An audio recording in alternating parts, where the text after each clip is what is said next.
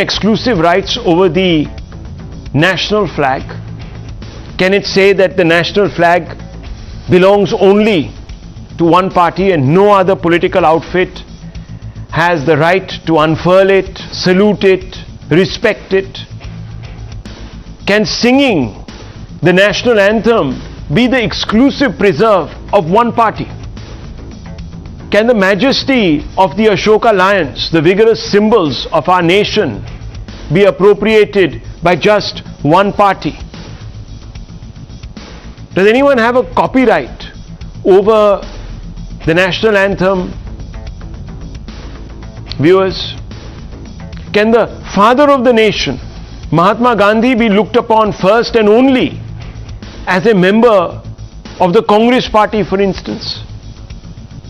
The answer to all these rhetorical questions, viewers, is a resounding no. So it surprises me that today a controversy, and I said a needless one at that, has erupted. And this one is over the national flower, the lotus, which is being wrongly associated with just one political entity, the Bharatiya Janata Party. Yes, viewers, we all know it's the symbol of the BJP. And it only acquired this symbol in 1980. Before that, the Bharatiya Jan Sangh and the Janata Party had different symbols, viewers. We know that the Janata Party, when the Bharatiya Jan Sangh amalgamated with the Janata Party, its symbol was a lamp. But an ecosystem led by the usual suspects in the opposition has vehemently opposed the presence of the lotus on the newly unveiled Indian logo for the G20 presidency. You all know next year, viewers, around this time, India is going to be the president or occupy the president's post of the G20. This is a revolving responsibility. Every year the presidency changes hands. And India has, just like every other country before it, come out with a logo, and that logo is clearly visible there in the center of your screens. On Tuesday, the Prime Minister unveiled India's G20 logo, which has a lotus and the motto Vasudhaiva Kutumbakam imprinted upon it. The Prime Minister has made it known that the lotus, the national flower, symbolically represents hope. As you all know, viewers, the lotus thrives in adversity and is a symbol of resilience.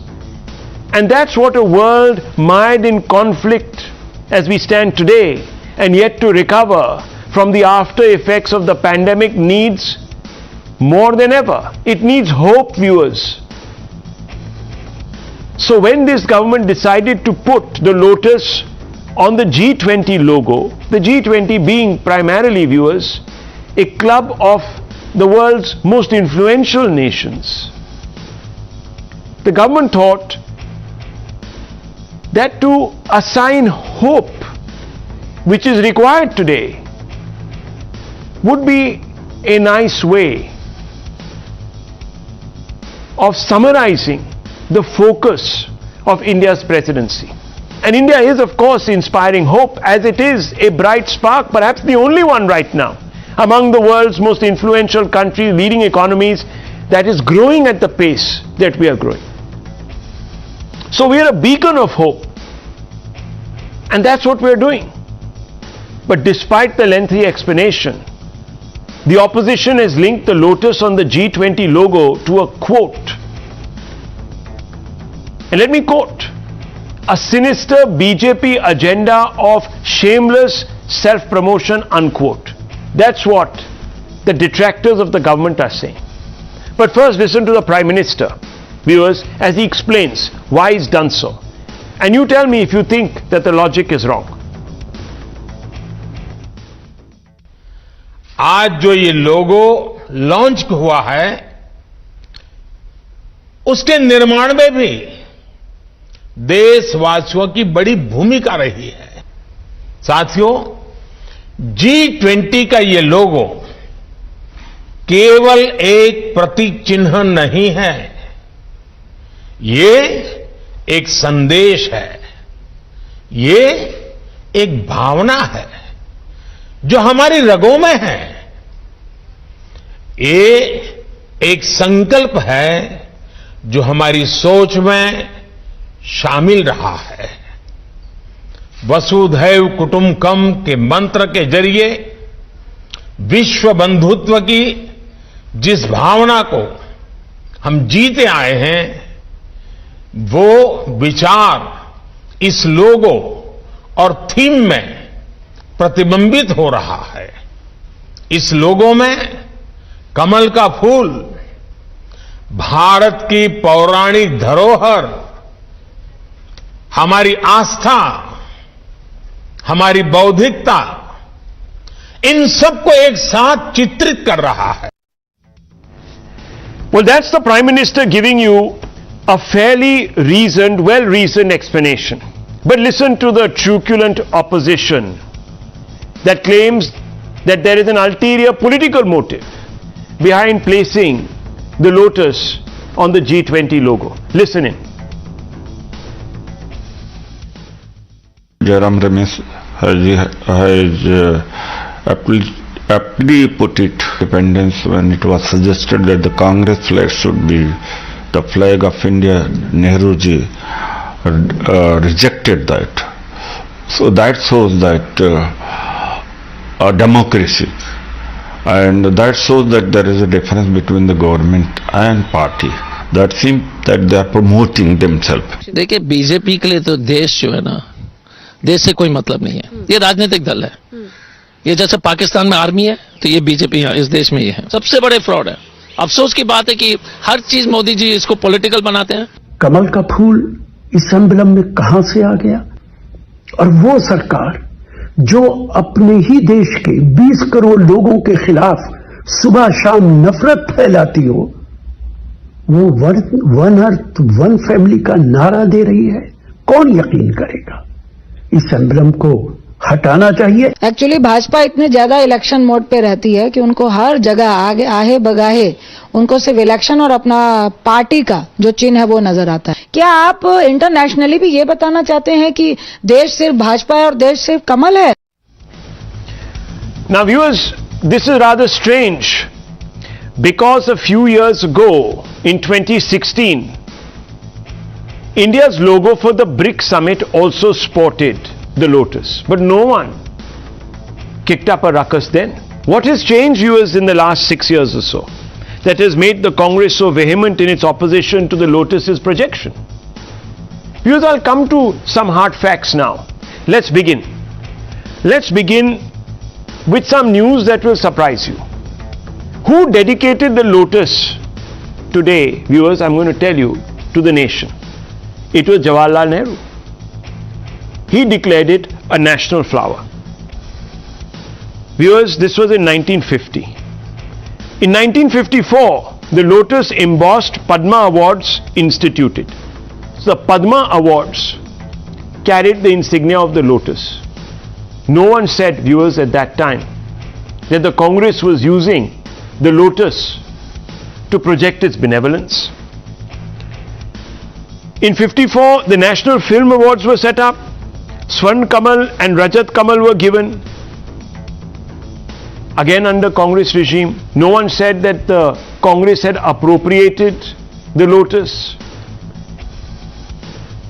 In 1980, viewers, the Lotus was put on the stamp of India. Now remember, viewers, in 1980, the BJS became the BJP. The BJS's symbol was the oil lamp. And then, of course, the BJP appropriated the Lotus as its symbol. Are we to believe that Indira Gandhi was also promoting the BJP by putting the Lotus on India's stamp? Viewers, something is very wrong. Now, while there is a massive dangle over the Lotus, which is a sign of India's Indic civilization, let me tell you, viewers, Indonesia's G20 presidency logo, and I want to show it to you, and I'll put it on your screens for you, and you decide for yourself. What does that have? That has the Gunungan Can you see it? Right there. It looks like a bit of a house. Actually, it is a mountain. The conical symbol depicts the mythical mountain, which is predominantly a Hindu-Buddhist symbol. Indonesia, viewers, is a Muslim majority country. It has the largest number of Muslims living in it. Yet, it has no compunctions about celebrating and putting on pedestal a Hindu, Buddhist, dharmic symbol. Here in India, of course, viewers, people are resenting giving the Lotus a pride of place because of their own blinkered views. Now, viewers, let me open this up. Let's ask some basic questions. I've given you several examples. Let me first begin with Tehseen Poonawalla, a political analyst aligned to the Congress party, or at least sympathetic to the Congress party. Mr. Poonawalla, let me just ask you very simply this question. In 2016,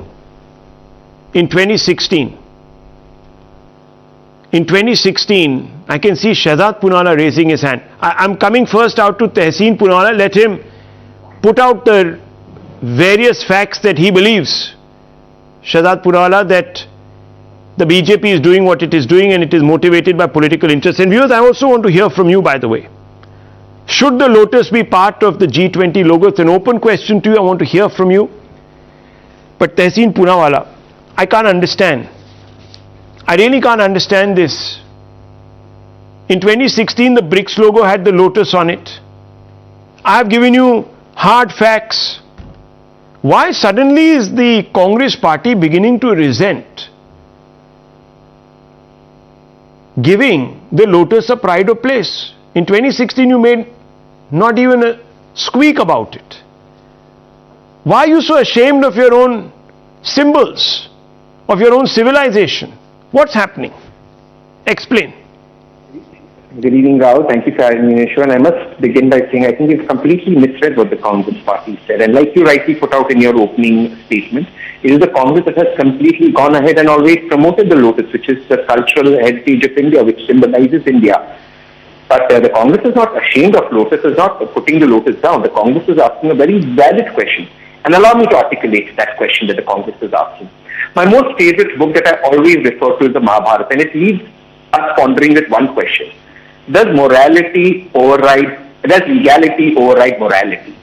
Can you take refuge only in legality over morality? It's a very important question the Mahabharata asks. So yes, legally the BJP may say you're all correct, it's happened in the past. Yes, and I don't deny it. Great.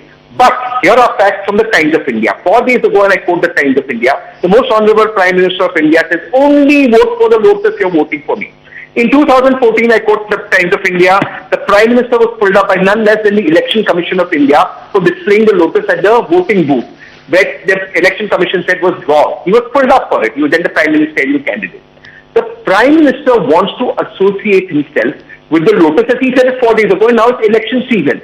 My humble submission was, I respect the Lotus, we all do. You could have had the tiger, you could have so many symbols that represent India. You could have had the Lotus along with the tiger, for example. Why only do you want the Lotus in election time? And that is the question the Mahabharata leaves you grappling with. Does legality override morality? Sure, the BJP may find refuge in legality, but morally, that's the question that needs to be answered. Well, this is bizarre. This is very bizarre, because viewers, just think about it. In 1980, Indira Gandhi puts the Lotus on the stamp of India. Stamps are circulated by her government. Now, viewers, was she appropriating the Lotus? Was she putting out a free advertisement for the BJP that had been actually born in that year? I don't know.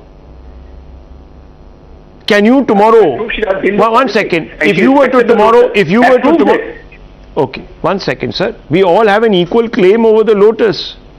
No one is stopping. There is no copyright. I can wear a Lotus right now. The BJP is not going to come and pound me and say, "Bhaiya, aapne hamara symbol kyun pehen liya?" But Modi ji said the Lotus, think about me when you think of Lotus. He is talking about the resilience it represents. You know what he has said. Why are you mangling his message? Okay, fair enough. I'm not going to sit here and answer. let the BJP national spokesperson respond to you. Yes, Mr. Shahzad Poonawalla, respond to Tehseen Poonawalla.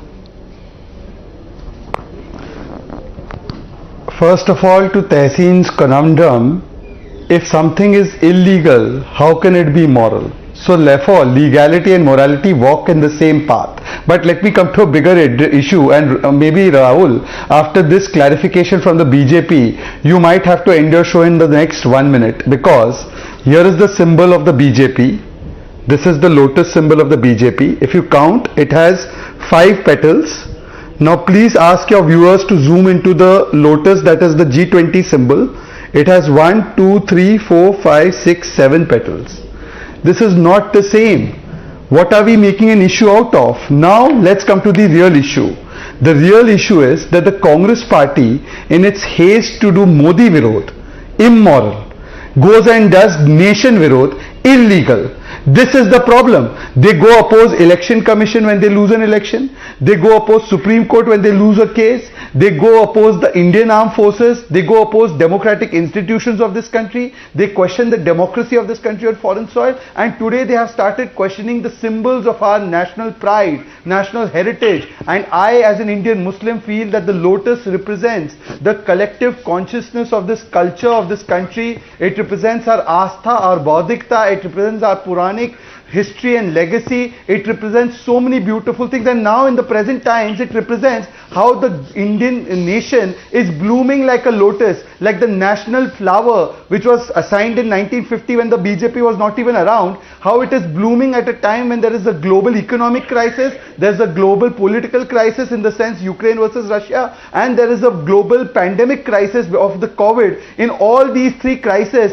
India, like a lotus, like our national flower, bloomed and became a center, an epicenter of goodness and Vasudhaiva Kutumbakam for the entire world. Opening clarification that the lotus of the BJP behind me has 5 petals and the G20 lotus has 7 petals, both on legality and more importantly on morality. The Congress party, just because they hate one man and one party, start opposing the nation. They are both illegal and immoral. Mr. Poonawalla, Tehseen Poonawalla, quick response, and after that Nilanjan Das. Yes.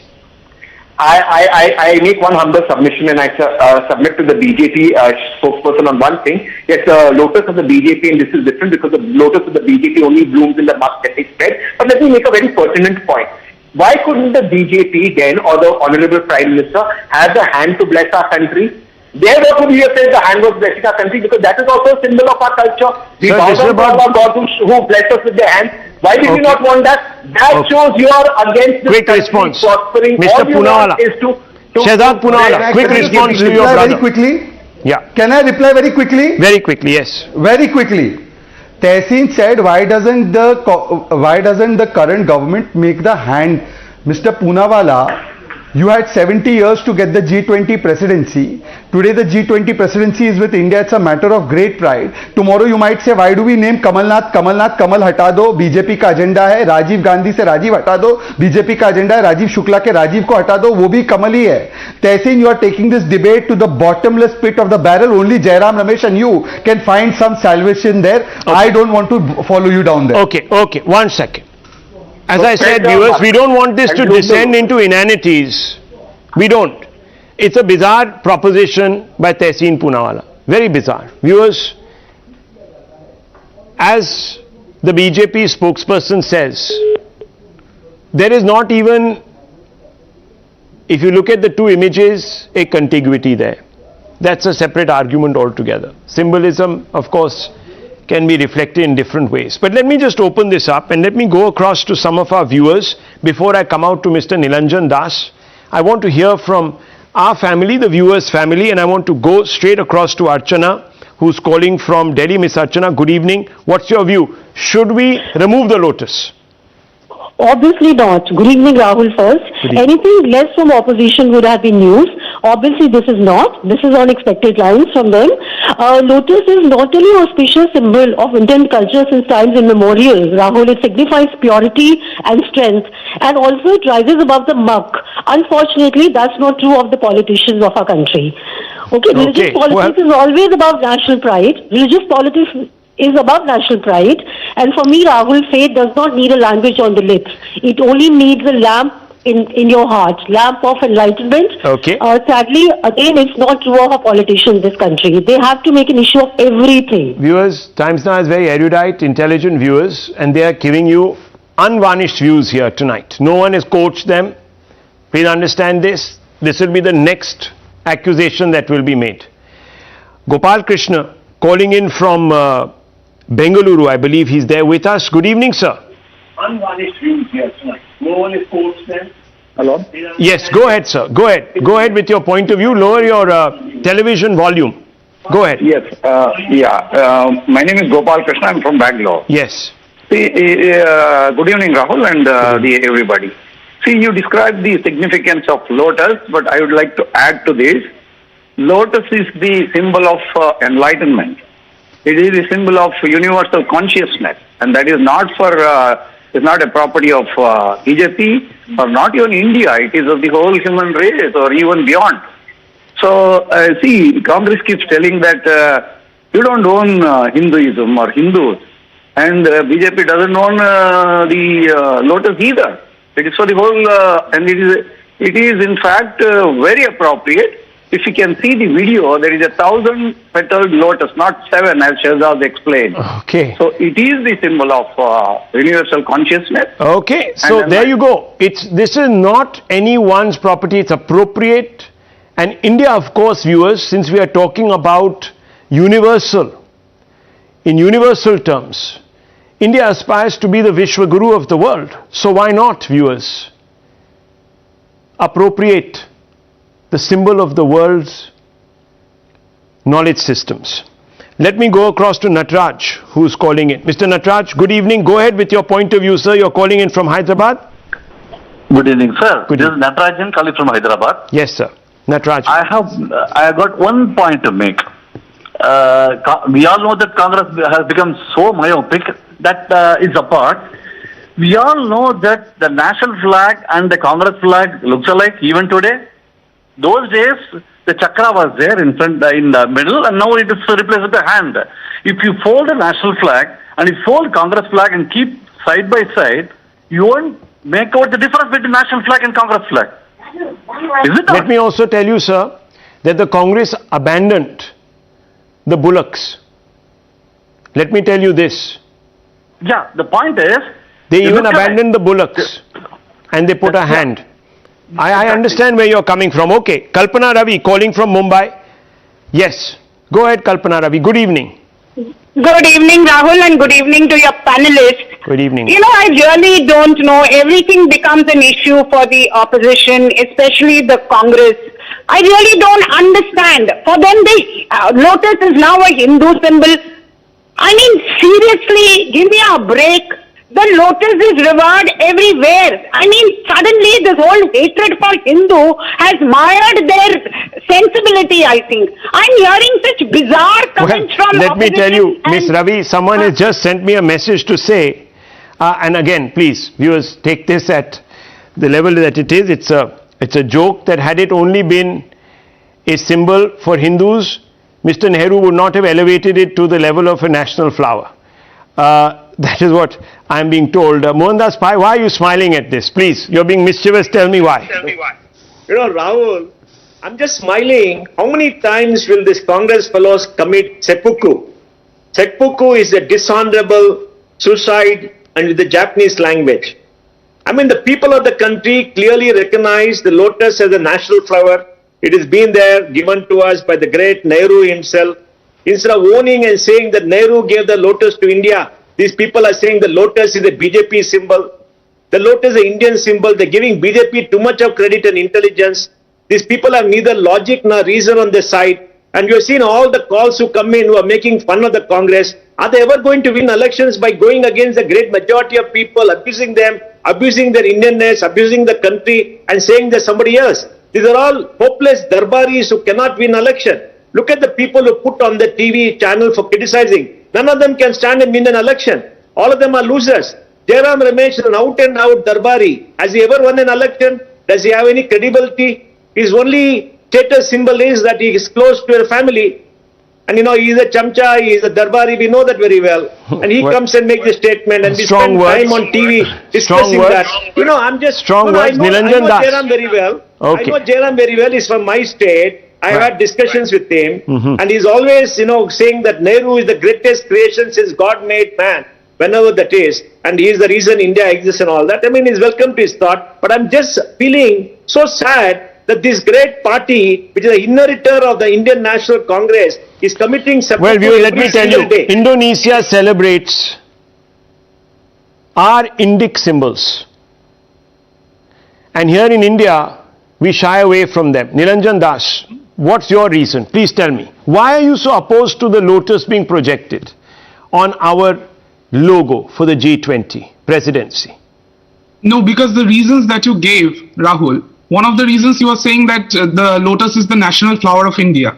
But the MOS home, Mr. Nityanand Rai, has himself said on Rajya Sabha, on the floor of Rajya Sabha, that they do not recognize the Lotus as the national flower of India. So this point is totally a nonsense, because if that is so, then the Lotus would be a national symbol and no party would be able to use the Lotus as their election symbol. So this is one point that needs to be clarified. And next, many of your audiences, they are coming and saying that the Congress party is opposing this move because it is a Hindu symbol. I want to know which Congress leader has said such a thing. I'm not a spokesperson for the Congress. I'm totally opposed to them, but it doesn't matter. This is absolutely a falsehood. No one is opposing this move to project the Lotus on the G20. Nobody is doing it because it's a Hindu symbol. It's true. I myself, being a Bengali, I know that without the Lotus, we cannot even worship Ma Durga. Everyone knows that we need 108 Lotus to worship Ma Durga. So of course it's not a BJP property. I agree. But having said that, it is the election symbol of the ruling party. Okay. So of course, when they are projecting such a symbol, it is actually on the point of Nityanand Rai. The public. Okay, Ms. Das, on the point of Nityanand Rai, Shahzad Poonawalla raised his hand. Mr. Poonawalla. Rahul, if you were to file an RTI or a question in Parliament, that is Mahatma Gandhi the father of the nation, the answer would come, there is no official notification that says Mahatma Gandhi is the father of the nation. Does that mean that Mr. Nilanjan does not believe that he is father of the nation? Is Godse is father of the nation? For us it is Mahatma Gandhi, whether notification says it or not. And just now you had one Congress panelist saying, nahi, Nehru ji nahi diya ye phool. Ab ye bole nahi, Nehru ji ne nahi diya ye phool.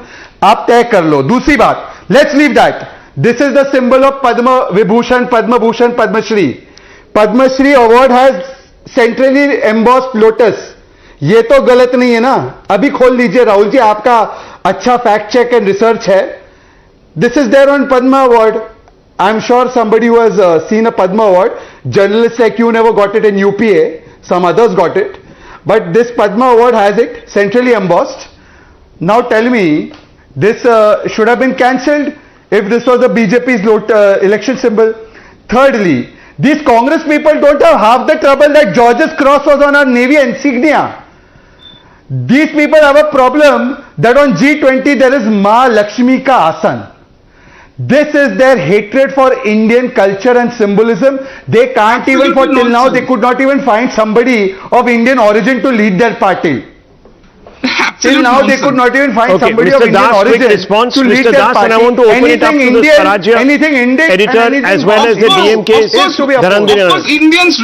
Of course, Indians regard Mahatma Gandhi as the father of the nation. But yes, it's a fact that it has not been, officially declared by the government of India. Never. But there are many other national symbols of which India does not have a national flower. We must understand this.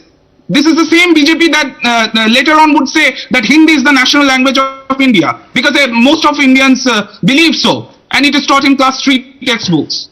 But it's wrong. So I want to bring in the Swarajya's editor. Look, Mr. Das is sticking to his guns. Tushar Gupta, I just want to ask you. BRIC 2016, look at the logo. Padma Awards, which none of us have ever seen. And I don't believe that journalists should be accepting Rahul, awards do you from the believe state. that there couldn't have been a better logo than this? Mr. Das, 1 minute. I'm not, look, I'll be very honest with you. I have no qualms with the Lotus. I have no qualms.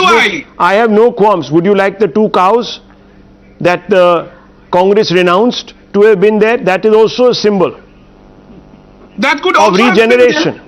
There can be so many different symbols. So what are we talking about? Specifically Lotus. So I want to ask this question to the but BJP. why not the locust when it is about resilience? What is the problem? There are so many other symbols. Okay. There are so many symbols. Okay, there are many symbols. This is nonsense. Okay. When we win the presidency again, we can have another symbol. Okay. Now, Swarajya editor Tushar Gupta here with us. Tushar Gupta, what do you make of this argument that Nilanjan Das is putting, that the Lotus has been picked out of hundreds of symbols for a reason? Good evening, Rahul. Good evening to all the panelists. You know, the Congress should go to the insolvency court tomorrow morning because they're intellectually bankrupt. There is no other way of putting this. God forbid, Rahul, tomorrow, just because by the first name you have, someone in the Congress may say that you're a Congress party person. Worse, someone might make you the Congress president just by your first name. That's how frivolous this protest sounds. Mr. Das says that the worshipping of Ma Durga is incomplete without the lotus flowers. Now my simple question to Mr. Das is, when you use the lotus flower to worship Ma Durga, what do you see in that lotus flower? Do you see the BJP? You don't. You're seeing your prayers, your worship, and that is what the BJP is also doing here. Don't look at the logo as the logo that is being done by the BJP. It's by the government of India, the Indian state. Why is the government promoting only one symbol? Also, Rahul, there is one mistake. Why 1980? Hold on, I heard you. Was the Lotus appropriated, the national flower appropriated by the Indira Gandhi government? I want to ask you this question. This is not a point to even ridiculous. This is whatever you're saying is a ridiculous Mr. point. Gupta, let Mr. Gupta finish his point. One point. Let him finish his point, please. Yeah. You know, I think, Rahul, after all that I've heard from the other panelists, I sort of understand why the Congress is angry about the Lotus. You know, the thing about Lotus is it blooms out of muck, out of adversity. In 2013, the Congress was going to the election commission before the Madhya Pradesh election saying, hide the Lotus ponds. That is what the Congress was doing in 2013. 10 years later, almost 10 years later, they're still there. So while the Lotus can bloom out of adversity, the Congress cannot. So probably that is what can explain their angst, their anger against the logo. There is no other way of putting this, Rahul. It's absolutely frivolous. Change between 2016 and 2022. BRICS has the Lotus. Viewers, I keep coming back to this and I can show it to you in just a few moments. So Mr. Dharanidharan of the DMK is here. 2016 it's acceptable. 2022 it becomes shameless. Why, Mr. Dharanidharan?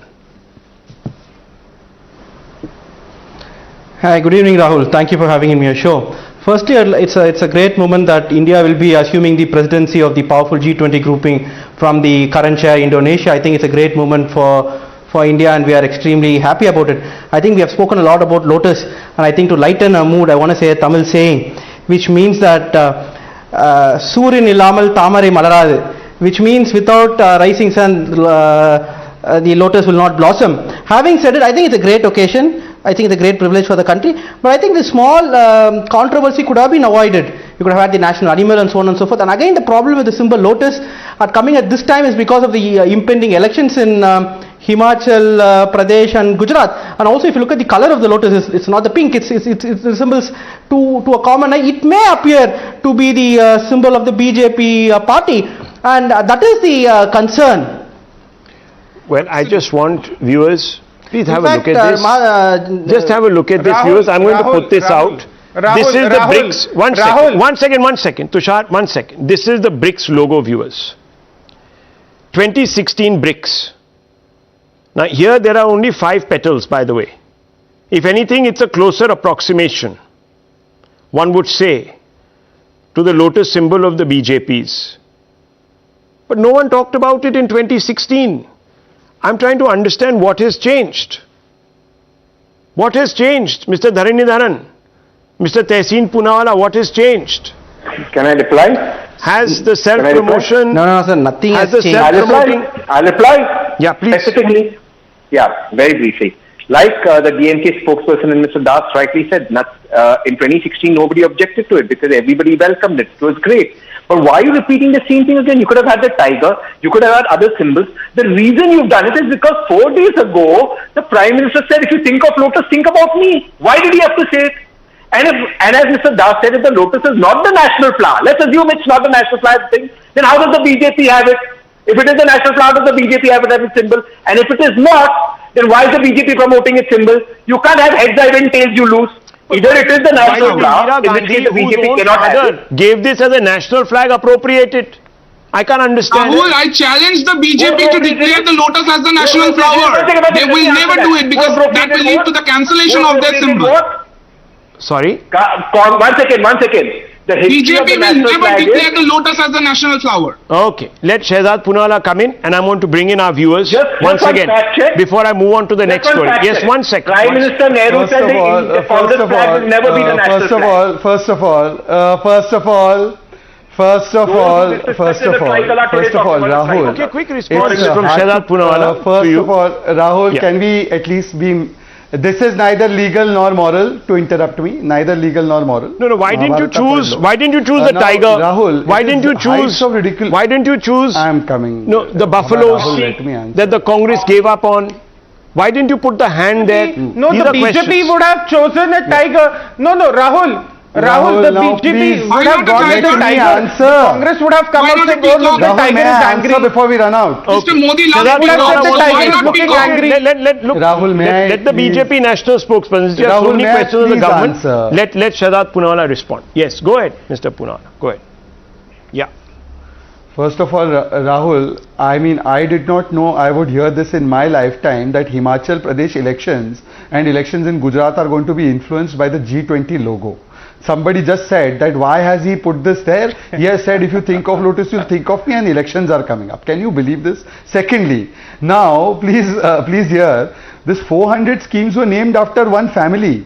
तब इनको कोई election प्रभावित नहीं हो रहा और हमारा national पुष्प जिसको हम सब मान रहे हैं, please can you not interrupt, ये legality and morality of the debate में नहीं है. Please your symbol answer that strong, you don't need to interrupt. Now let me complete. Rahul, what can I do if we can't have a civilized debate, Rahul? Let me at least complete. Please declare, Shehzad Poonawalla, please declare the Lotus as the national flower. Rahul, may I complete my point, Rahul? Let him finish. I'll do it, but let me speak. Mr. Das, let him finish. Let's not talk over each other. He didn't talk over you. Give him that courtesy. It's okay. Let me speak. So look at the irony, those who named 400 schemes from toilet to airports after one family have a problem now if the national flower, now he's telling me declare it as national flower, declare it as national flower. Please tell me, sir, what is your national flower? You tell me what is yours. Do you consider Valentine's rose as yours? No, I consider Mahalakshmi's. Shehzad Poonawalla, don't fall for this calumny. 1 minute, gentlemen, please don't speak over each other. Let me come in on a fact check. Now, 1 second, please.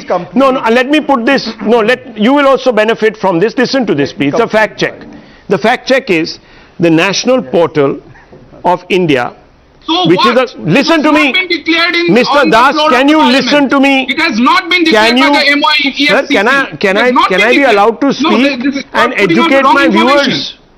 It's not a fact check, it's a factually incorrect statement that you are going to make. Why are you shouting? Let me finish. Because you are making a wrong statement. You have preempted everything that I've had to say. Yes, I know what you are going to say. You are going to say that the portals of the government of India show the Lotus as the national flower. So, but they have not. Can I just finish? Can I finish? Don't read my mind. It's very complex, sir. It's not simplistic. Yes, please go ahead. Now, the National Portal of India, which is a government portal, lists the Lotus as the national flower. However, viewers, the Ministry of Environment and Forests has issued no notification about the Lotus. The National Portal is a government portal. We all know that. However, the Ministry of Forests has not. The Lotus on the National Portal is described as such. Lotus is the national flower of India. It is a sacred flower and occupies a unique position in the art and mythology of ancient India and has been an auspicious symbol of Indian culture since time immemorial. And it goes on then to talk about its botanical features. Now viewers, a government portal has done so, said it is the national flower of India. Nilanjan Das has a problem. I don't have any problem. Excuse me. I want the government to come out clean. I want the government to release a notification or a gazette notification. The Prime Minister has come out and told you very simply why it is there. Now, very quickly, why viewers. can't he declare it on paper? Okay, very quickly. Because that will lead to the cancellation of BJP's party symbol. Rahul, one question. Okay, very quickly. Yes. Rahul, one question. Yes, one question. Go ahead. Very quickly. I need to move on, gentlemen. Please. Yes. My one question to Mr. Das. My one question to Mr. Das, who's feeling very passionate about the subject. Will he stop worshipping Ma Durga with the lotus flower? Don't talk. Because it's don't a BJP talk out of symbol, topic. yes Please or don't no? talk out of topic. We all respect Lotus. It is No. definitely Answer a this national question. symbol. I Answer just this want question. to say that the Answer this government question. should have the spine to declare That's it. it. That's the answer. That's the answer. Why? That's the answer. Okay, Why viewers, is just the I government want to go across to the declaring viewers. Lotus? Silence, everybody. Please. I want to go across to Parmeshwaram from Bengaluru. Mr. Parmeshwaran and Partho from Hyderabad are there with us. Mr. Parmeshwaran, go ahead. Go ahead. Good evening, Rahul. Good evening, sir. Yes, go ahead. Go ahead, sir. Hello, good evening, Rahul. Make your point, sir. Go ahead. Good evening. Yeah, Prime Minister, Honorable Prime Minister, very categorically told that it is Vasudeva Kudumbangam. And I don't know why these people are making a small issue into a big issue, these oppositions. And every time Tessin Poonawalla comes and becomes a laughing stock in almost every show of yours. Let me bring in, that's Mr. Parmeshwaram's view. Mr. Partho calling in from Hyderabad. Go ahead, sir. Good evening. Good evening, Rahul. Firstly, thank you for giving this opportunity. Very quickly, Rahul, 2 points. First point is, nobody is talking about the pride that India is conducting the G20 summit next year. Not a single statement from anyone. Second point, when I look at the logo, I just see a lotus. And what does lotus imply? It implies that it is a flower that comes out of the most difficult circumstances, just the way India has come through COVID. You know, nobody is looking at that. I mean, that's my only symbol point. Of resilience. I thought political analysts will come with more detailed well, let me tell you, if this is even an election ploy, the Congress, by constantly focus on this, has basically done a lot of surrogate advertising for the BJP. They'll be thrilled that the Congress has gone on and on and on about this ahead of an election. Remember, viewers, this summit, this presidency of the G20 is going to happen next year. So it's not time to the Gujarat elections. Let me also quickly go across to Mr. Nandan, who's calling in from Bengaluru. Good evening, sir. Good evening. You see, this question is pointed to Mr. Tessin Poonawalla. See, Kamala is the name of Jawaharlal Nehru's wife. Kamala is the name of Indira Gandhi. He keeps opposing the Kamala like that. He might lose his Congress spokesmanship job. So, in good faith, he should be supporting Lotus as the symbol. Well, okay. Look, viewers, you're all part of our family. You have given your point of view. You've heard the panelists. I don't know, viewers, but look, a party that has for years altogether named some of India's most influential schemes, landmarks after the Gandhis, after their sort of end all and be all. I don't know why they are today politicizing a logo which represents certain values. It makes no sense, especially after having kept absolutely swings like quiet in 2016. You can figure it out for yourselves, viewers. I want to move on. This is a very important story. It's an important story because, viewers, it means that all taxpayers, you, me, a large number of us, are one step closer to getting justice. Why am I saying that? Because, viewers, it's almost game up for all fugitive looters. It's game up for those who looted India and scooted.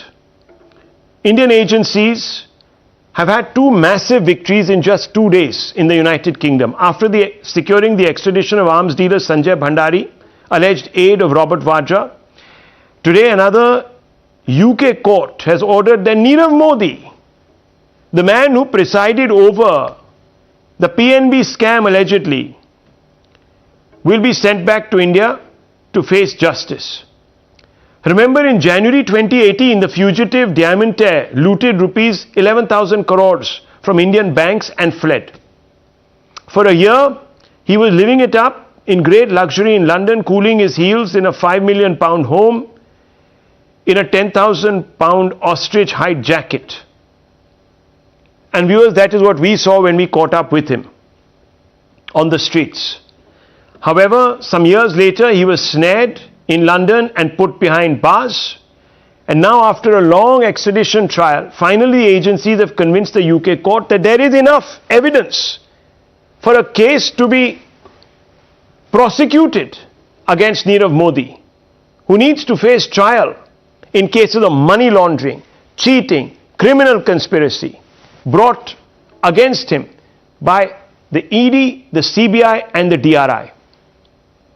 The much maligned ED, viewers, today has reason to pat itself on the back. It has been able to convince the UK courts they are in no obligation to anybody here, viewers. There is, of course, a lot that he needs to answer for.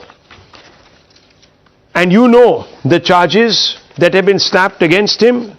And let me, viewers, very quickly remind you of what we can expect. Nirav Modi cheated banks to the tune of 23,000 crores. Vijay Mallya cheated banks to the tune of 9,000 crores. He's also going to be extradited soon now. He's been able to stall his extradition for a while. But viewers, it's a losing battle, I'm told, by various sources in the Enforcement Directorate, etc.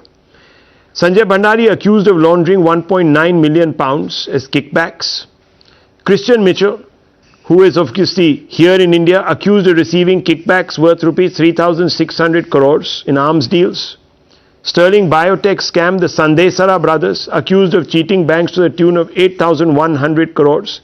And ED is presently seeking their extradition also from the United Kingdom. So expect them also to be brought back in a bag soon. Viewers, but let me tell you that for a few years now, the Prime Minister who assured that he was going to bring back these fugitives was being pilloried. Here is what Rahul Gandhi said, or Mr. Arvind Kejriwal said about Nirav Modi, his ability to get out of this country, and why they believe that Modi was responsible, the Prime Minister was responsible for this. Listen to this. इसमें बहुत सारी agencies involve हैं और ये तब तक संभव नहीं है जब तक एकदम टॉप से उसकी हरी झंडी नहीं मिलेगी। तो जाहिर है कि केंद्र सरकार के सबसे टॉप के ऊपर इस पूरे मामले में लोग इन्वॉल्व हैं उनकी हरी झंडी के बिना। ऐसा कैसे हो गया कि एक दिन विजय माल्या 9,000 करोड़ रुपए के लेके भाग गया, एक दिन नीरव मोदी 11,000 करोड़ रुपए लेके भाग गया जी। तो जाहिर है कि केंद्र सरकार के टॉप के लोग इसमें सीधे शामिल हैं। कि सुप्रीम कोर्ट में मामला है तो मैं उसमें कमेंट नहीं करूंगा, मगर मीटिंग में आपने सुना होगा कि मैंने साफ बोला कि नरेंद्र मोदी जी ने 30,000 करोड़ रुपए लेकर अनिल अंबानी को दिलवाए और चौकीदार ने, मैं तो नहीं बोलूंगा, ये बोल रहे हैं। देखिए सुनिए, चौकीदार देखिए। Let's open this up. Kejriwal said that obviously the government is hand in gloves. Niranjan Das, why would a government that is hand in glove with these fugitives now work double time to win extradition cases, very expensive ones, to get them back? How could the Chowkidar be a chore when he is bringing these fugitives back, fighting it out there in the courts? Doesn't add up, does it? Of course, it is the duty of the government of India to bring back all those fugitives who have looted our banks, who have looted the public money. So, having said that, what took this government, Mr. Modi and his government, such a long time to get this man? And I would like to know when, now that he's coming back, When can the people of India expect to get the 15 No, lakhs one into bank second. account? Do you agree? Do you agree that the government was in cahoots and facilitated their exit from this country, as Rahul Gandhi and the others seem to suggest? No, I wouldn't make that comment. Okay. So, let me bring in Tehseen Poonawala. Can you explain this logic? Yeah, I can. I absolutely stand by what the opposition is saying. If Nirav Bhai Modi, Mehul Bhai Choksi, who Prime Minister called Mehul Bhai Choksi, invited him personally in his house, and Vijay Mallya, whose lookout notice was changed, I'm quoting from Times of India, while he was going with 42 luggages, the lookout notice was changed. And we know we have CCTV footages of him talking to BJP MPs before going in Parliament. Why were they allowed to escape? Point number one. Point number two, Mehul Bhai Choksi, who Prime Minister addresses Mehul Bhai Choksi in his house, in his official residence. We all know of the disaster. They sent the plane to get him. They could not bring him back. And now he's got even more legal security in wherever in the Caribbean that he is. So the question is this being done to give security, or will they be allowed to come to India so it will be known to us Indians who in the government allowed them to escape? And what about the 9,000 crore rupees of Vijay Mallya and the 11,000 crore rupees of Nirav Bhai Modi and the 20,000 crore rupees of Mehul Bhai Choksi from the official house of the Prime Minister? They were clicking selfies there.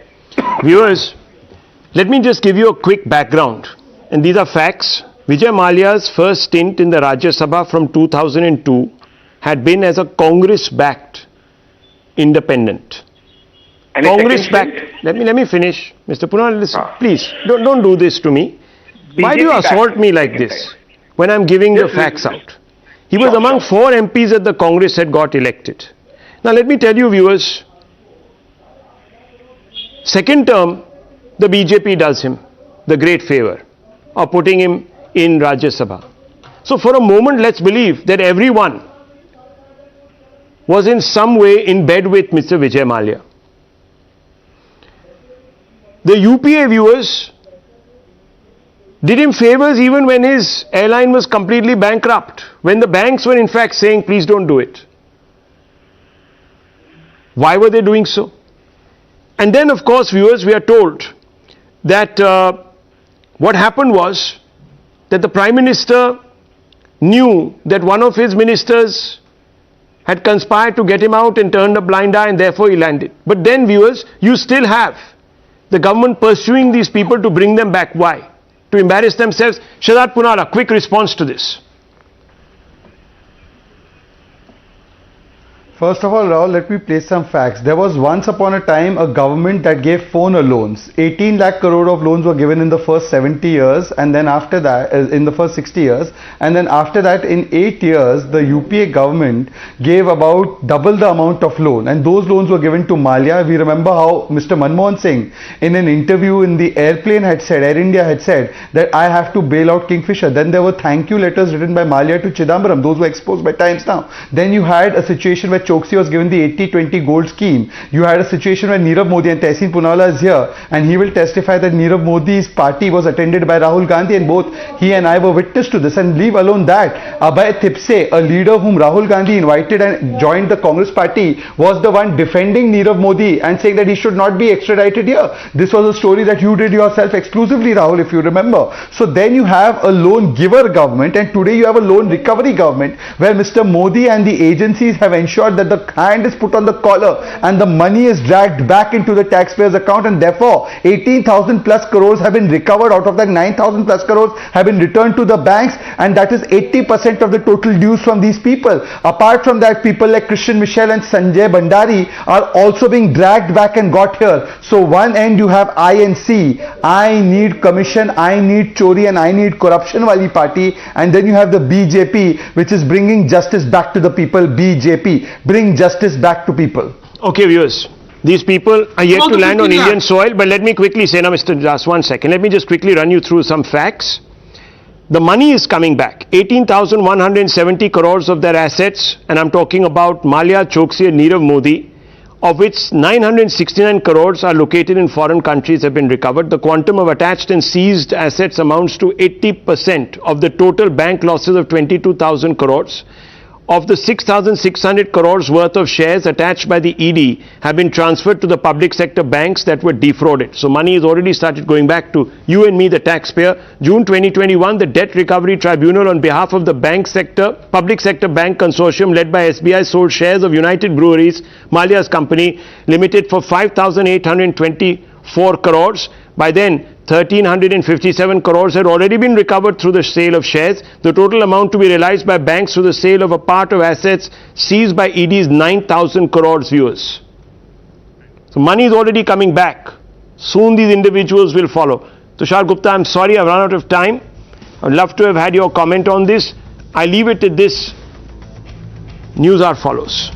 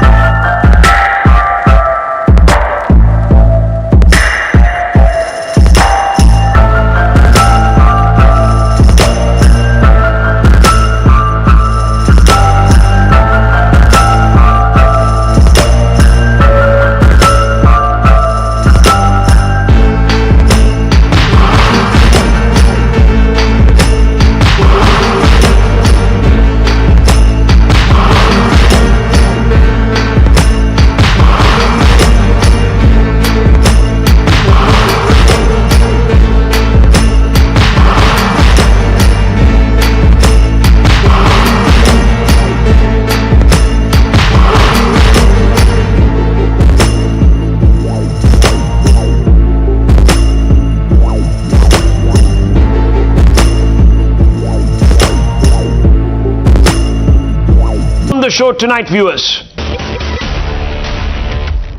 Union Home Minister Amit Shah chaired a high-level meeting with Intelligence Bureau officers across the country in Delhi to discuss counter-terrorism and technological upgradation among many issues.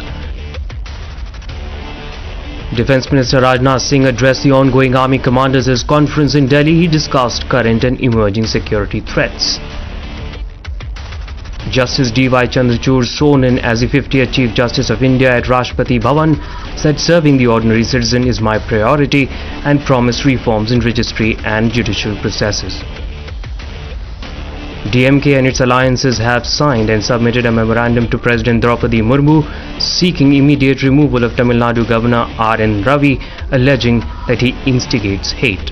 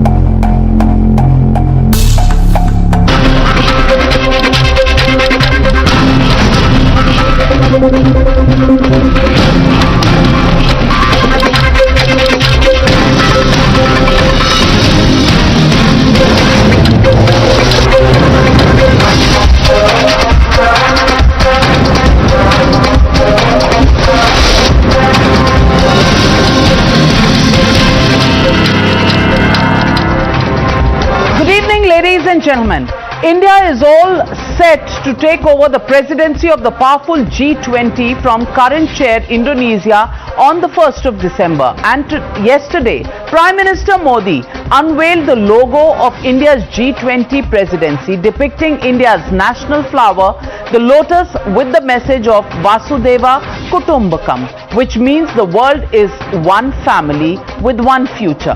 The Prime Minister today said that the 7 petals on the lotus represented the 7 continents of the globe and also the 7 notes of music and the 7 oceans that there are. It portrays the cultural heritage and diversity of India and is a symbol of hope for a world torn by conflict and chaos. No matter the circumstances, the lotus will always bloom, he said. Listen in. आज जो ये लोगो launch हुआ है, उसके निर्माण में भी देशवासियों की बड़ी भूमिका रही है। साथियों, G20 का ये लोगो केवल एक प्रतीक चिन्ह नहीं है, ये एक संदेश है, ये एक भावना है जो हमारी रगों में है। ये एक संकल्प है जो हमारी सोच में शामिल रहा है। वसुधैव कुटुंबकम के मंत्र के जरिए विश्व बंधुत्व की जिस भावना को हम जीते आए हैं, वो विचार इस लोगो और थीम में प्रतिबिंबित हो रहा है। इस लोगो में कमल का फूल, भारत की पौराणिक धरोहर, हमारी आस्था, हमारी बौद्धिकता, इन सबको एक साथ चित्रित कर रहा है। But this symbol of hope is now being politicized by the opposition in India. The Congress party has raised questions on the BJP using the lotus, which is also the BJP's party symbol, as the G20 logo. The Congress, giving India's first Prime Minister Nehru's reference, said that it was Nehru who rejected the proposal to make Congress flag the flag of India and that it was shameful that the BJP was using its own party symbol as the G20 logo. The opposition perhaps believes that the Kamal or the lotus only belongs to the BJP and not to Bharat. Listen. Jairam Ramesh has aptly put it, independence, when it was suggested that the Congress flag should be the flag of India. Nehruji rejected that. So that shows that a democracy, and that shows that there is a difference between the government and party. That seems that they are promoting themselves. देखिए, BJP के लिए तो देश जो है ना, देश से कोई मतलब नहीं है। ये राजनीतिक दल है। ये जैसे पाकिस्तान में आर्मी है, तो ये बीजेपी यहाँ इस देश में ये है। सबसे बड़े फ्रॉड है। अफसोस की बात है कि हर चीज मोदी जी इसको पॉलिटिकल बनाते हैं। कमल का फूल इस एम्बलम में कहां से आ गया? और वो सरकार जो अपने ही देश के 20 करोड़ लोगों के खिलाफ सुबह शाम नफरत फैलाती हो, वो वन अर्थ वन फैमिली का नारा दे रही है। कौन यकीन करेगा? इस एम्बलम को हटाना चाहिए। एक्चुअली भाजपा इतने ज्यादा इलेक्शन मोड पे रहती है कि उनको हर जगह आगे आहे बगाहे उनको सिर्फ इलेक्शन और अपना पार्टी का जो चिन्ह है वो नजर आता है। क्या आप इंटरनेशनली भी ये बताना चाहते हैं कि देश सिर्फ भाजपा है और देश सिर्फ कमल है? Now, ladies and gentlemen, the Congress has maybe forgotten that in 1950, India had used lotus as a national flower, not through legal process, but just named it like that. Just like India's national anthem, our national flag is India's pride, so is the lotus. In 1950, under the Congress regime, lotus was declared the national flower. In 1954, a tradition of lotus-embedded Padma Awards was instituted. And Padma, meaning lotus itself, is something that has continued since several decades. The same year, the National Film Awards, the Swarna Kamal, the Rajat Kamal Awards were also started to be given out. This all started under the Congress regime. Listen in to the BJP's response and fight back to the Congress's objections. Don't know the significance of the lotus in Indian culture. Lotus is a symbol of hope. Kichad में भी वो flower होकर, it is a symbol of it's a symbol of hope, which the Congress party, of course, naturally is not aware of. So if their vote bank politics does not come in the way, I urge the Congress party to go and read up. कमल आज से हजारों वर्षों से भारत और भारतीय संस्कृति में सबसे महत्वपूर्ण, वैसे उनको कष्ट भले ही हो परंतु यह सत्य है। तो लक्ष्मी जी भी कमल पर विराजती हैं और सरस्वती जी भी कमल पर विराजती हैं। तो जो कमल का विरोध करने की बात करते हैं तो ये निश्चित रूप से भारतीय संस्कृति और हिंदू धर्म के प्रति एक और अवमानना का प्रतीक है। भारतीय जनता पार्टी का निशान तो 1984 में बना और भारत का राष्ट्रीय फूल ये नेहरू युग में बना था। जहां तक कांग्रेस इस पर आपत्ति जता रही है, भूल रही है कि कमल के इस निशान पर तिरंगे झंडे की छाप है। तो राष्ट्रीय ध्वज और राष्ट्रीय फूल पर कांग्रेस की आपत्ति न सिर्फ उसका दिवालियापन दिखाती है, बल्कि उस ओछापन को दिखाती है कि एक अंतर्राष्ट्रीय अवसर पर जब भारत का सम्मान बढ़ रहा है, भारत उसकी अध्यक्षता कर रहा है, भारत उसे अपने यहाँ कर रहा है, तब कांग्रेस पार्टी आपत्ति कर रही है। So, ladies and gentlemen, the legitimate question on the Newshour tonight: can the Congress accept India's pride, or does it have a problem with it? That's the question, and that's the debate coming up on the other side. Hashtag G20 Lotus logo Rao. The debate coming up. You're watching the Newshour at 9. Debate number 1 on Times Now. Super Prime Time. And joining me tonight, GVL Narasimha Rao, National Spokesperson and Member of Parliament of the BJP, Suhail Seth, columnist, Ishkaran Bhandari, Advocate Ghanshyam Tiwari, National Spokesperson of the Samajwadi Party, Mr. A. Sarvanan, Spokesperson of the DMK. But my first question goes to Mr. Lokesh Jindal, Leader of the Congress Party. And Lokesh Jindal, why do you have a problem with the Lotus? National Flower, Padma Awards, we've given you the list. And if you go by party symbols, then my friend, I can't use my hand from tomorrow, because Ghanshyam Tiwari's party symbol is a cycle. Nobody in India can use a cycle. I cannot use my spectacles because this is the election symbol of the INLD. Also, we cannot use bulbs anywhere because that is also somebody's election symbol. Elephant should be banned from India because that is the election symbol of the Bahujan Samaj Party. Where are we going? Navika, I just heard the Prime Minister's address, and he stated that Lotus symbolizes hope, which is not correct. Lotus symbolizes purity. Hope as an expression is symbolized by peacock.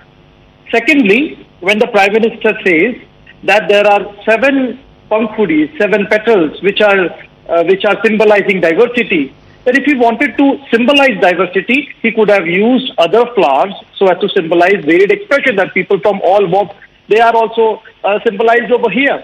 Secondly, he talks about goddesses, Goddess Lakshmi, Goddess Saraswati, who are placed on lotus. So let me tell you, nowhere in the Shastras we had the goddess Prithvi that was based on lotus. So either you separate lotus from religion, or when you are trying to symbolize lotus, do it in a secular manner. But what is happening is, over here, BJP, it has played a trick of resorting to marketing its own political symbol, its own political party, under the garb of the G20 event that is happening. So if you look at the symbol itself, now if you just show the symbol to the audience, now over here in front of the globe you see the lotus is kept. Nowhere can we see the other 2 petals in the 3D visualization. They should have been behind that entire globe, but it is just a misfit. It is as if after the entire logo was finalized, there was some form of a force that you better have the Lotus brought in front of that entire world image. So Lokesh Jindal, if you can't see two petals, my friend, then you need the party symbol of the INLD. I'm willing to give you my spectacles. It is the party symbol of the INLD. Please use it because I can see 7. You can see 5. ये तो you know आपके दिलो दिमाग पर BJP इतना छा गया है कि आपको कोई भी कमल पांच पेटल्स वाला कमल ही नजर आता है. ये आपकी आंखों का भ्रम है या आपके दिमाग का भ्रम है, मैं नहीं जानती. पर GVL Narasimha Rao, why did you not use other flowers? But because according to Mr. Lokesh Jindal, other flowers are better than using the national flower. And he says, I didn't say that. No, I didn't say that. Because you have a problem with the lotus and you're suggesting that other flowers should be used. And maybe every petal should be a petal from another flower. One petal of the lotus, one petal of the rose, one of the sunflower, one of the poppy. You know, how can you say that the other petals of a same flower are denoting diversity? That's nowhere. I mean, the point is the symbolization and the explanation. I correct myself. If you show only one flower, which is the lotus, and only one flower's petals, then it does not denote diversity. You should have had different flowers and different petals, number one. And number two, he says lotus is actually campaigning and masquerading as an international symbol is the BJP symbol. Now respond to him, GVL. Navika, good evening to you and all the panelists. But I can only express shock at the pettiness and ideological bankruptcy of the Congress party. I think what Honorable Prime Minister has done is to unveil logo, website, app, on the eve of India assuming presidency of the G20 group. This is a moment of pride for the country. It's a great opportunity for the country to showcase it to the world, to influence the welfare of the world, to influence the agenda, global agenda. I think when India is entering into such a critical and a very a praiseworthy and a proud moment, all that you see is pettiness of the Congress party. Is it the case of the Congress party that BJP is trying to popularize Lotus symbol in 20 countries so that we want to go global with our political agenda? Is Rahul Gandhi scared that Congress, the BJP might actually go across the world and become the ruling party in the world? I think where is this insecurity for the Congress party coming from? This is a moment of pride. We are, the G20 group accounts for over 75% of the global trade, 85% of the global GDP, and you are going to be, for a year, the presidency, you are holding the presidency of this. So all that the Congress party has, and there are about 200 meetings which are proposed to be held as part during the period of this presidency around the country, mostly events in different sectors of the economy. Does anyone, I think you need to have some brains to really make such a silly comment. And if you are saying that we have done this to gain publicity, I think you have given us more publicity today for this than we would have got holding 200 meetings around the country on this. Well then maybe you should pay them a royalty instead. And let me get in the man who's often written slogans for various ads and various campaigns. Suhail Seth, do you think the Lotus is not well used by the BJP in the logo of the G20 for which India is getting the presidency? All kinds of objections have come that more dikhana chahiye tha because more is hope and Lotus is purity, so Lotus is wrong over there. If we had shown the peacock, then they would have found something else to say about it. And then they say that how can you rest the globe on a lotus, because I don't know, some science tells us that we can't do that in a logo. Suhail said, actually it's the wrong logo. the logo should have been the G23. Only then would the Congress have been happy. I think it is bizarre. You know, Lokesh is a very bright man most of the time, but he has to defend the indefensible. They have a problem for every solution. Every solution, Congress ke paas ek problem. Now let me give you a 2.0 version on branding and marketing.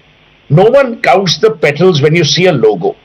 If I ask you how many squares are there in a particular brand logo, you won't have a clue. People assimilate a logo as one unit, A, B, and not even bothered about the lotus and, you know, how many petals, which petal is coming up in 3D. That's not the argument. The argument is it a great logo? In my mind, it's not. By the way, as a logo, it's not. But my objection is to the overarching unit. I have no problems with, the lotus or what do you want them to do? Put all the flowers? Are they talking about the G20 presidency or are they announcing a floral show? This is not the horticultural gardens event of the year. Now let me come to the other point. I think what you've missed out, Lokesh, and your entire team in the Congress is the slug line below. One earth, one family, one future. That to my mind is represented very well with the globe resting on the flower. You see, don't imagine that, BJP is maybe politics career. As GVL said, in 2024, perhaps Trump will announce his candidature, not Narendra Modi. He will be busy with India. So they're not trying to win elections overseas. The other point is, sometimes it's important to be graceful. This is a logo developed for a presidency which makes India proud, which makes every Indian proud. When you do the kind of pettiness that you're indulging in, you actually upset Indians because they turn around and say, "Yaar, isme bhi inko problem hai." Now, here's my thing. No one in the BJP is that sharp, to my mind, to put a flower and then rest the globe and then say, will there be an objection? It's a logo. It's one single unit. And by the way, I have to give credit to Modi. The rationale for the logo has been well articulated.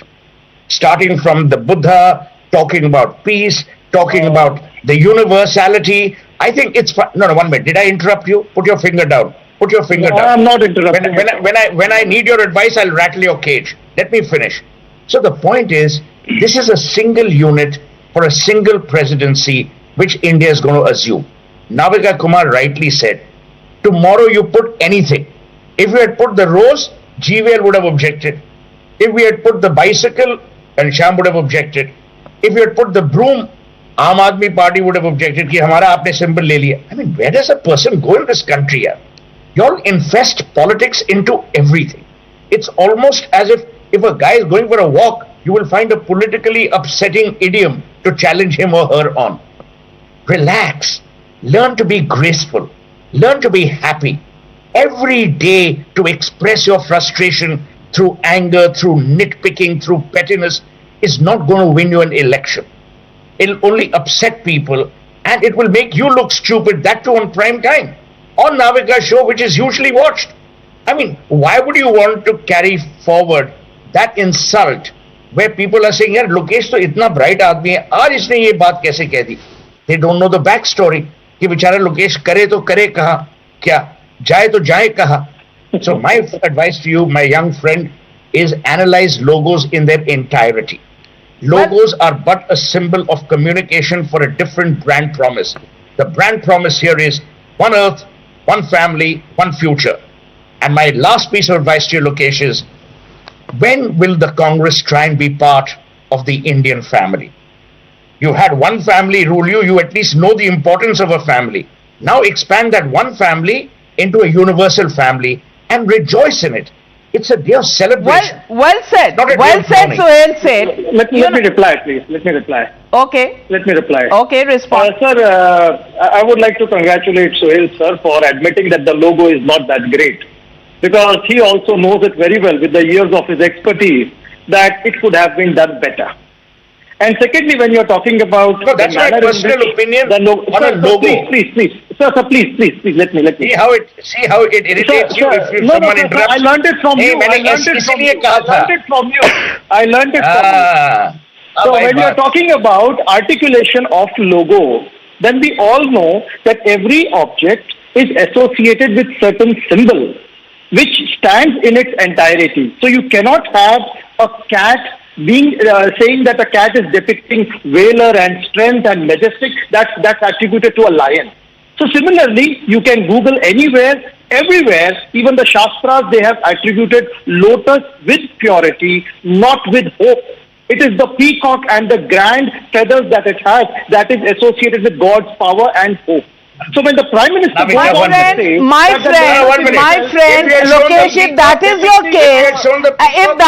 case, may I tell you the lotus is one of Buddhism's most recognizable symbols of enlightenment and is important in many Buddhist traditions. According to legend, everywhere the baby Buddha stepped, a lotus flower bloomed. The famed Lotus Sutra is one of the most important texts of the Mahayana Buddhism and is the foundation of the pure land of schools and also depicts peace. And when the Prime Minister said there is a strife-torn world around us, then he is also talking about bringing peace. And I don't know, I would like to make a proposition here that somewhere or the other, the lotus's association with the Buddhist religion, with the Hindu religion, probably upsets you, because so long as Padma Awards were created by the Congress party, you were happy with the lotus being depicted on various awards. But today, you have a problem with it because I don't know why. And Sudhanshu Trivedi articulated it. But let me get in Ghanshyam Tiwari. Ghanshyam Tiwari, is your problem that the lotus depicts purity and not hope, and that is why it's intellectually dishonest as a symbol? Is that what you want to say? Well, good evening, Navikaji, to you, my fellow co-panelists and the viewers. There are three things. One is that India is assuming the presidency and the government of India has decided on a logo. It is great. The message sits in the most powerful message, one of the most powerful messages, which is our civilizational message, which is Vasudhaiva Kutumbakam. So it is a good message to send to the world, especially right now. Congratulate GVL Narasimha Rao. Congratulate GVL Narasimha Rao. Why? Does he represent India? What are you talking about? Because if the Lotus represents BJP... No, एक second, please. You may think BJP is India. I don't think so. You may think that BJP is Buddhist Janata Party. I think it is Bharatiya Janata Party. And the Lotus that you talk about, if BJP has spoken about Lotus in the past 8 years, it's their symbol. It is BJP that have hijacked Lotus as their symbol, and now you are telling us no, it's not their symbol. It is Buddhist symbol. It is Buddhist symbol. Now you are telling us no, it is India's civilizational symbol. Look, if purity is what Lotus represents, then BJP must immediately drop it, at least with respect to the Sanatan Dharma, because at no level BJP respects and represents purity. Do you think that Prime Minister represents purity with all the fake news and fake promises? Or do you think Amit Malviya and GVL Narasimha Rao represent purity on everyday Twitter, the kind of hate that BJP ecosystem creates? So let us not say that BJP represents purity and Lotus represents purity. There is an elected government, they have decided on a symbol. This is immaterial what that symbol is. It would have been better if that symbol did not associate with BJP's election symbol. But if they have decided, and we go along with that. Okay. Election symbol. I didn't understand. Are you happy? Do you have no objections with the symbol for the logo for the G20 that India assumes as a presidency? Do you think that at a time when there is massive unemployment, the civic infrastructure is not good, you have Morbi tragedy, there are enough reasons to be unhappy. This is a trivial matter that who likes the symbol, who does not. The government of India has decided a symbol. As far as my happiness or unhappiness is concerned, you measure this government on any performance and then ask, am I happy? Am I happy with their track record on economy, on employment? I'm surprised you agreed to come for this debate, despite knowing that you didn't have a view on the symbol. And I'm surprised that your view has changed in the last 10 minutes, because on my Hindi show, when I had you had great objections to this logo, but obviously after the viewers' questions, you realized that you needed to change tack. Smart. I love people who change tack, learn from their follies, and move on to a new road. Ishkaran Bhandari, do you think it's time to congratulate Ghanshyam Tiwari? Because I can put out his objections just about 15 minutes ago. Please do. I mentioned that you look at the G20 logos of other countries and they represent their flags, they represent their national symbols. So if I can argue, if I have to argue like BJP, I will say BJP hates in national flag and that is why they are not representing national flag. You don't want to argue. You like possibly don't see the national flag's colors in the logo, but that's your point. Ishkaran Bhandari. National flags could be everywhere. That's not the point. The point is other countries have represented their national flags in most of the logos. You can show that to the viewers and they can make it out. Okay, Ishkaran Bhandari. Navika ji, we knew who used to write very differently in Urdu newspapers in UP and speak very differently on English news channels. I'm happy Mr. Tiwari has also joined the gang of speaking differently in Hindi and speaking differently in English. He should have the same views. But let us come to the topic at hand, which is very important. Firstly, please understand how duplicitous the entire debate is. Look at the flag of Congress. Look at the Indian national flag. Look at the color scheme. Mr. Suhail Seth would tell you if any company had the same color scheme, the same combination, a trademark infringement suit would lie and they would not be allowed to use it. Here, we have had the same colors being used throughout the era, which are deceptively similar, which no two companies would be able to use. But Congress flag, Indian national flag, I would say it's almost identical except for small differences. So that nobody, please don't interrupt, please don't. Navika ji, we can't have a debate like this. Talk to anybody, just Google it, Mr. Suhail Seth will tell you, any lawyer will tell you that you are absolutely similar. It's very much similar to. Can I finish? Navika ji, this is not the way we can have a debate. Navika ji, can I allow Ishkaran Bhandari to complete his point, and then if these people are ignorant of law, they do not know color schemes can be deceptively similar and you can get trademark infringements, then I can't help them, I can't educate them. Even color schemes are protected when they are very, very distinctive, which is very distinctive with Indian national flag, which is absolutely similar to the Congress flag. But be that aside, I can't give them legal lessons. Please understand what is happening here. There is a complete Modi derangement symbol.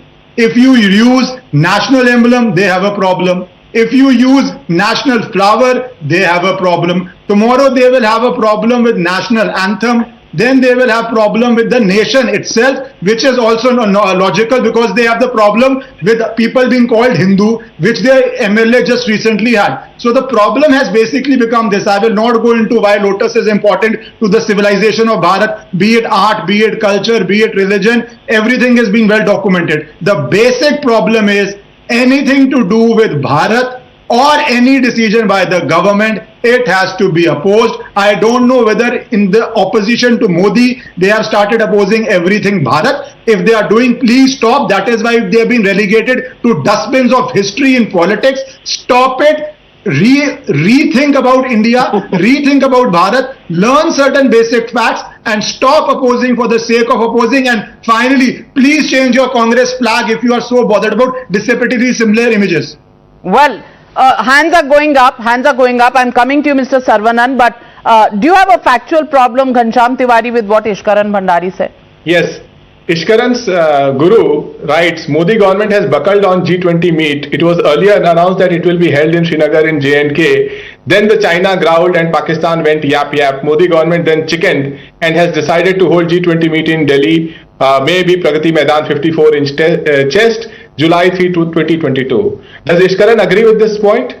Was he talking about Dr. Subramanian Swamy when he was talking about dislike for Modi and disliking India and disliking Modi? All this speech. Do you agree to this point of view, Ishkaran Bhandari? I speak for myself. I am nobody's spokesman. Yeah, that's you chickened out, right? I will only speak for myself. You can chicken out. To me, let me answer, Baba. I don't chicken out. I don't chicken out. Let me answer. Navika, if a question is asked to me, I deserve to have the time to answer it. You chickened out.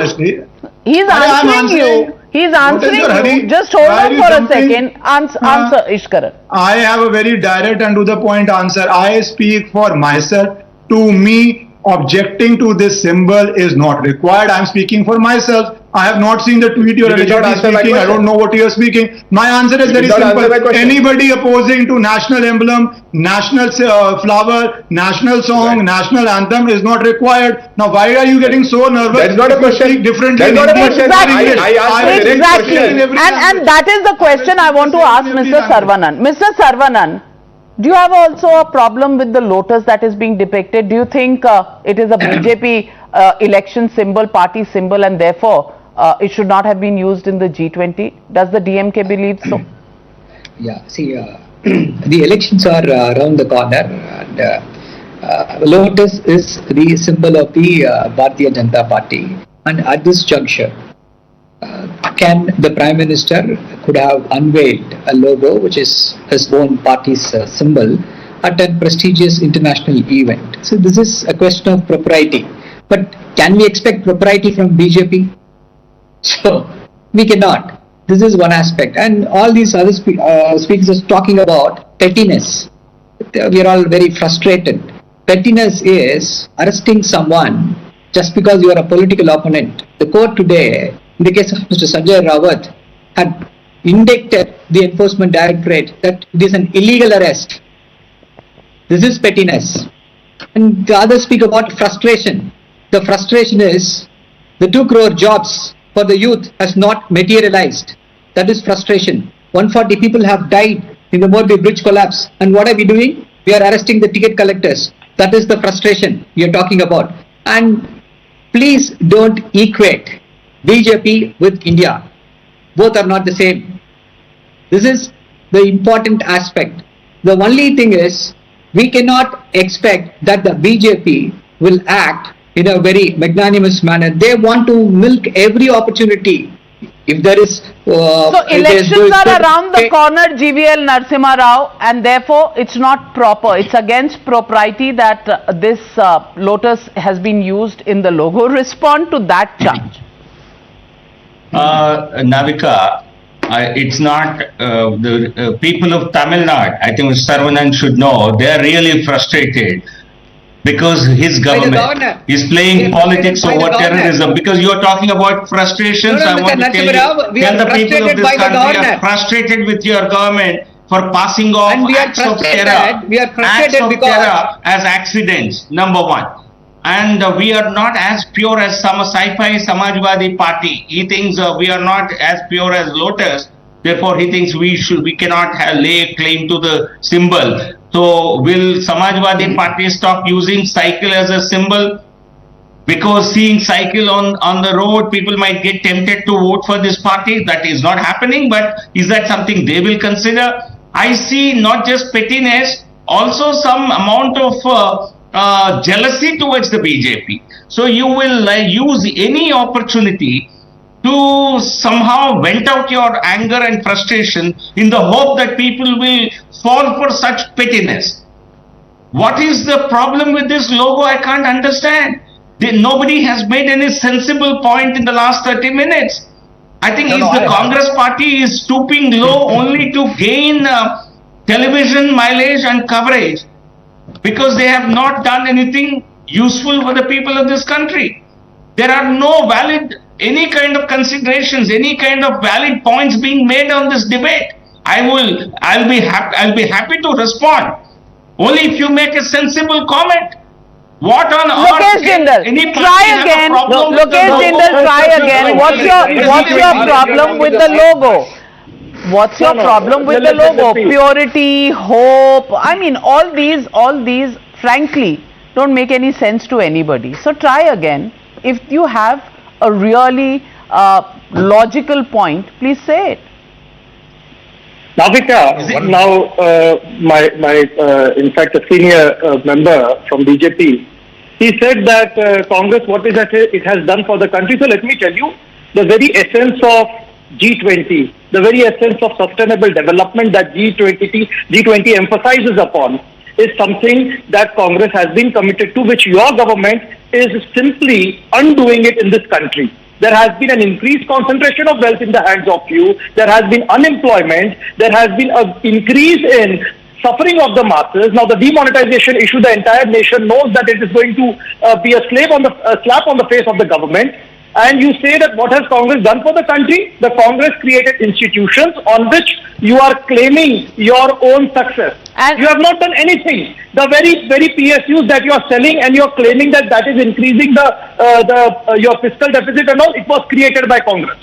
The very institutions, whether it is... So, is it your point that the Congress never had a disinvestment agenda? Suhail said, how false is this argument that is given by Mr. Lokesh Jindal? Disinvestment was always on the Congress's agenda. They couldn't do it. It's being done by the BJP. But if they do it, it's fine. If BJP does it, it's wrong. And that's a facile argument to give at this point. The question here is BJP symbol being used on the logo is misuse of the party symbol and politics, what have you. In which case, I come back to the issue. So nobody should ride a bicycle in this country because that happens to be the symbol of the Samajwadi Party. Nobody should use spectacles. Nobody should, even look at elephants anywhere in this country. And nobody should use their hands because that happens to be the Congress's symbol. So I think Saravanan made a very important point when he said that elections are on the corner. But elections in India are happening every year. They're always on the corner. They're always around the corner. Number one. Number two, this is not a debate about your political differences. Saravanan wants to abuse GVL wants to abuse, that's fine. This is a simple debate on whether this logo is good, bad, indifferent, whether it is politically motivated, whether the Lotus has any relevance as a standalone. Arguments on logos can be given by everyone. Because creativity is something that every human being is entitled to have an opinion and almost always does. Ishkaran made a valid point. Trademark infringement is a very, very critical thing. Plus, the outreach of this logo is more external than internal. I don't want to get into the debate whether Srinagar will host it or Delhi will host it. No one cares. The point I'm making is about grace. It is about the ability not to find fault with everything, which makes you look silly. So actually the problem is not the logo.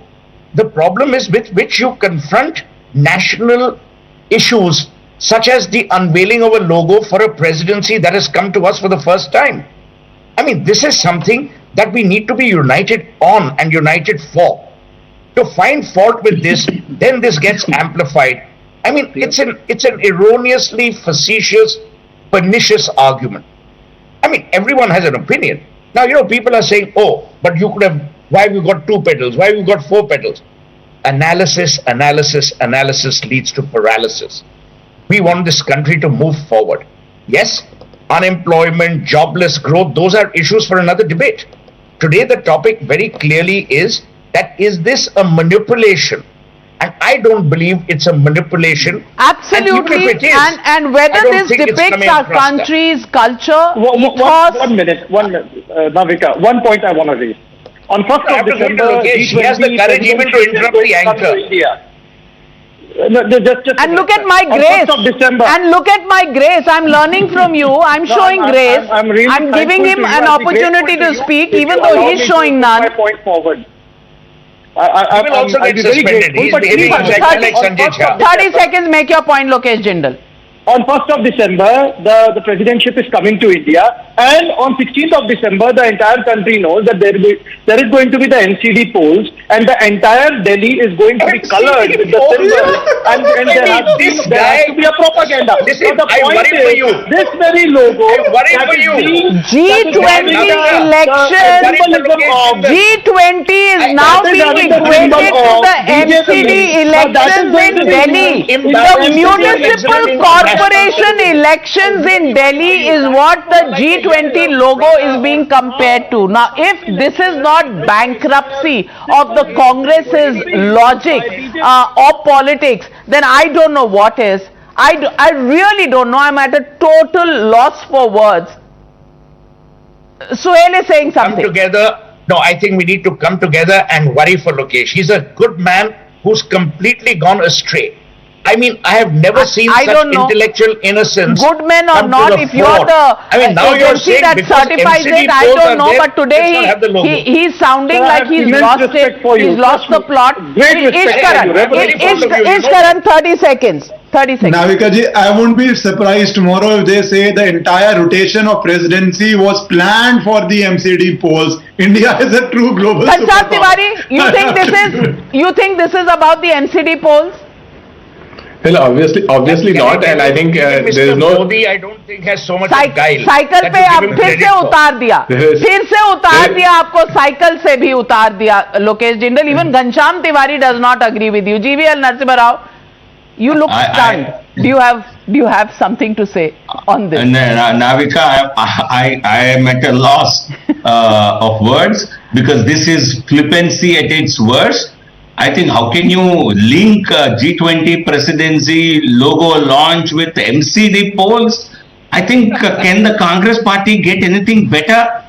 I think is everyone trying to imitate the intellectual capabilities of its leader? The entire Are they finding this is? I think this is the lowest level. Politicizes every opportunity. I think we can promote BJP and Lotus far better. We don't need logos. Well, I'll just have to leave it at that, because this argument really takes the cake. We were talking about the cultural symbolism, the religious symbolism, the peace, the fact that in the Puranas, the mention of Kamal and Padma is there. There is the Padma Puran as well.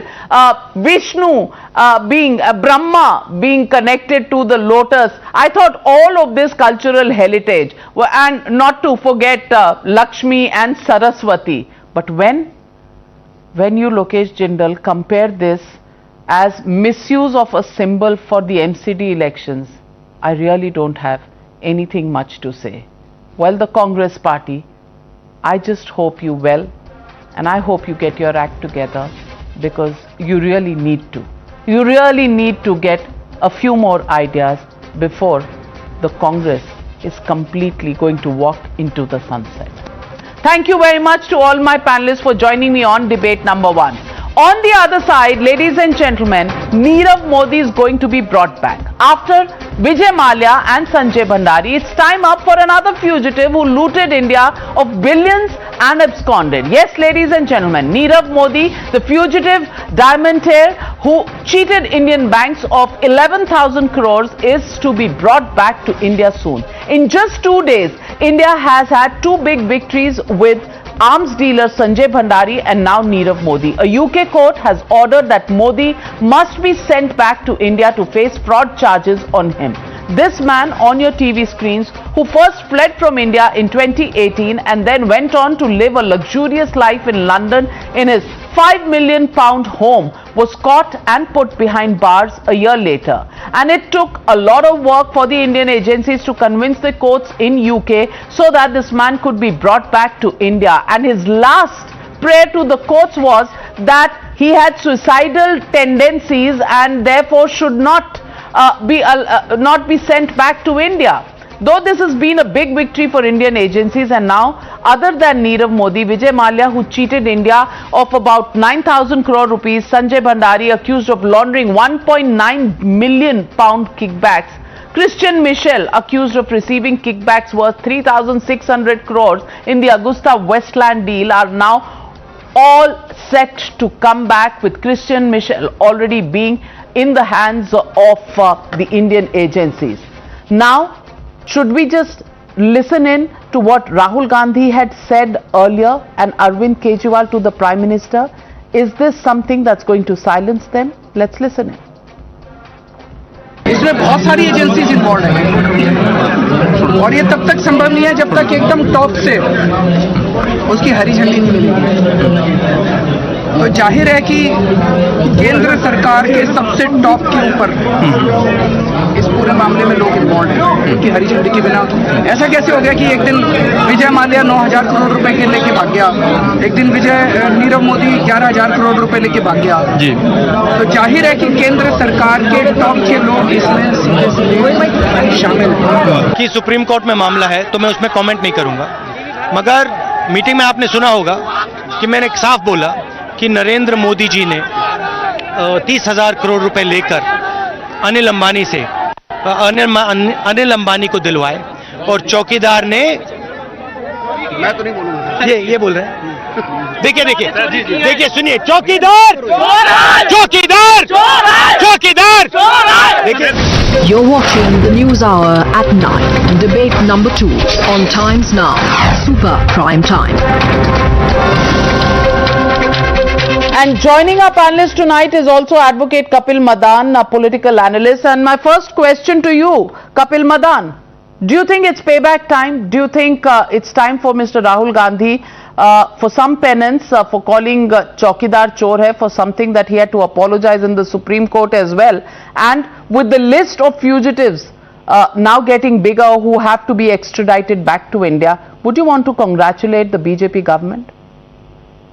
Navika ji, I don't want to make a statement on something, where the Supreme Court has, taken a judicial notice and, there had been proceedings and that case has been decided. So I don't want to go there, but what I would, like to say here is an admitted fact that, under your tenure, you have these fugitives who sneak from the country, and then now when after spending 4-5 years of resources, when the agencies have finally won the extradition proceedings there, and when after spending so much of resources and time, these people are being extradited back to India, you want to pat your own back. So it's like going, so you will commit a mistake. So when you will rectify the mistake, so you're saying that we should pat your own back. No need to pat your own back, GVL Narasimha Rao. That's the point Mr. Kapil Madan is making. No, this is not my point. This is not my point, Navika. The point I'm trying to make here is that it is a step in the right direction. Perhaps it is because of the role played by the opposition, the pressure, the pressure exerted by the opposition. You were, of course. So GVL Narasimha Rao, Kapil Madan says you should congratulate the opposition, not pat your own back. For the first time in this country, because of the legislative framework that has been created by this government, we have been under sincerity with which these extradition appeals have been followed by the government. You have success of several of these economic offenders now coming back to India. In the Congress regime, you have seen how fugitives and how economic offenders like Ottavio Catroci were held by the Congress party. You had the then foreign ministers going and giving chits to their counterparts in other countries, say Sweden, urging not to really send the fugitive back. You've seen how Congress party under the instructions of Sonia Gandhi defroze accounts of Ottavio Catroci where the before scam money was actually parked. That was the credibility of the Congress party. They actually, their hand was with the supportive of the economic offenders and fugitives.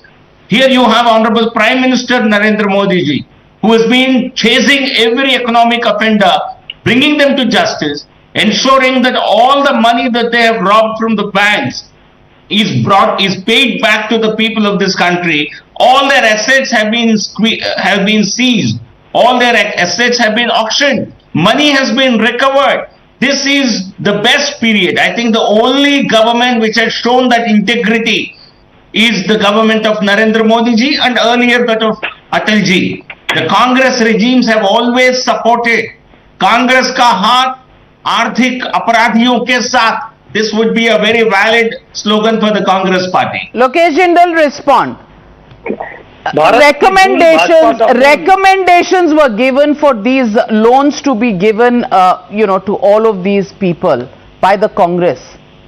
And they took so many loans, they sat on so much money from the banks, and then now today they are being extradited and brought back. Do you think it's time to congratulate the government and the agencies? Navika, if you talk about letter of undertaking and the subsequent misuse of it via Nostro account, that was something that was well known to the government since 1990s itself. Even in 2015, there was a report that had been published whereby China reported that how letter of undertaking and letter of credit along with the Nostro accounts are causing huge bank frauds.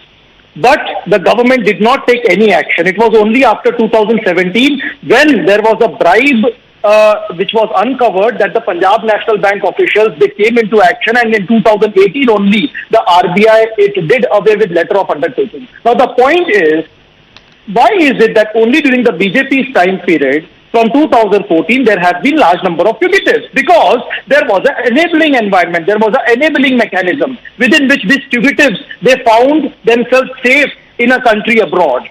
Now this entire government, when it is talking about bringing them back into India, now nowhere has it been proved that the money that they siphoned off from India is also being brought back. So the point is, now the Modi government, it cannot take the medal or it cannot claim the trophy that, okay, fine, we are bringing somebody back to India, because our resources are still being held there in UK. May I tell you, 18,170 crores of these assets of Malia, Choksi and Nirav Modi have been got, and almost 1,000 crores are located in foreign countries. The quantum of attached and seized assets is about 80% of this. Total bank loss of 22,000 odd crores. 80% has already been seized and liquidated. Tell me, when is the last time the Congress did that? 6,600 crores worth of shares were attached by the ED and transferred to public sector banks. Tell me, when has the Congress ever done this? In June 2021, the Debt Recovery Tribunal, on behalf of the Public Sector Bank Consortium, sold shares of Malia's company for almost 6,000 crores. Tell me, Ishkaran Bhandari, when have you seen this kind of action in the Congress regime? Can you remember any instance? It was 11,500 crores. Lokesh, you had your turn. Now let me speak. Navika, the scam is very simple. Congress government was busy giving out money from the banks to all these chores, these fugitives. Once BJP came to power, they understood that politicians can't be managed. They would have to pay money. They would be accountable. So they ran away from the country. And my friend Mr. Madan did not comment on what the Supreme Court said. The Supreme Court made Rahul Gandhi apologize for his ridiculous slogans, which were obviously not true. And now what we are seeing here in this case is that one after the other, in one after the other court, magistrates court, High Court, Malia did not get a right to appeal to Supreme Court also. All these people are facing the brunt. The images of Vijay Malia living king size to traveling in metros of London are all over the social media. So these people's assets have been seized in India. 18,000 crores you talk about. Vijay Malia, king of good times, roaming around in metros there like an ordinary citizen because his asset base is gone. And this guy Modi, he's still in jail. Nirav Modi is still in jail. He is not enjoying in London. So he's in jail there and he will come to jail in India. That has been accomplished for the first time in the history of India. Let us sometimes be fair. Let us understand that there were governments, there were governments which had allowed these people to go free by having bad legal counsels there. This government is fighting tooth and nail getting them back. Absolutely. Credit should be given where it is due. Lokesh Jindal, as we discussed earlier, a little bit of grace once in a while is good, because this is happening for a country called India, which belongs to you, which belongs to me, which belongs to all of us. And when India is getting a victory with a government that is absolutely duty bound and completely committed to bringing these absconders back, then once in a while the agencies and the government need to be congratulated for the unstinting effort that they've put in. Let's leave it at that, because it's good news for India. Thank you very much, ladies and gentlemen, and thank you to my panelists for joining me on the Newshour tonight. Good night, be safe, and I'll see you tomorrow on the Newshour at 9.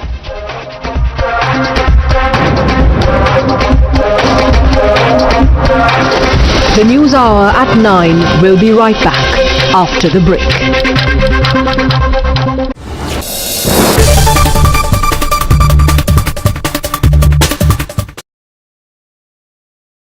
The most pressing issues, the most informed minds,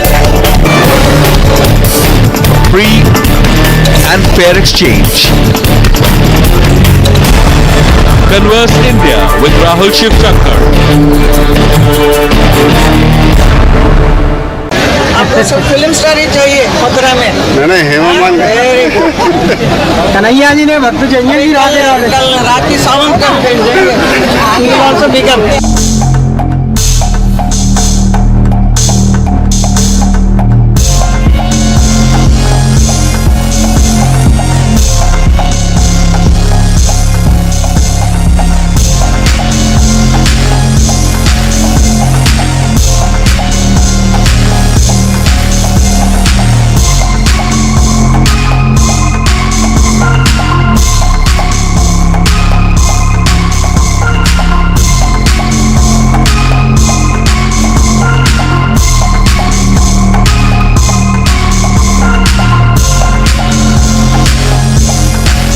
Mathura के जो सांसद बनना चाहेंगे उसको तो आप बनने नहीं देंगे।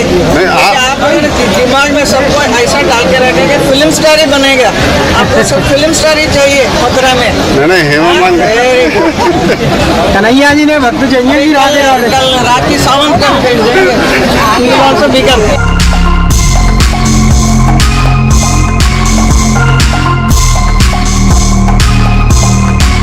बहुत अच्छी बात है। आपका क्या विचार है इस बार? आप मेरा विचार क्या मैं बताऊं, मेरा विचार भगवान के ऊपर है। Lord Krishna will do it.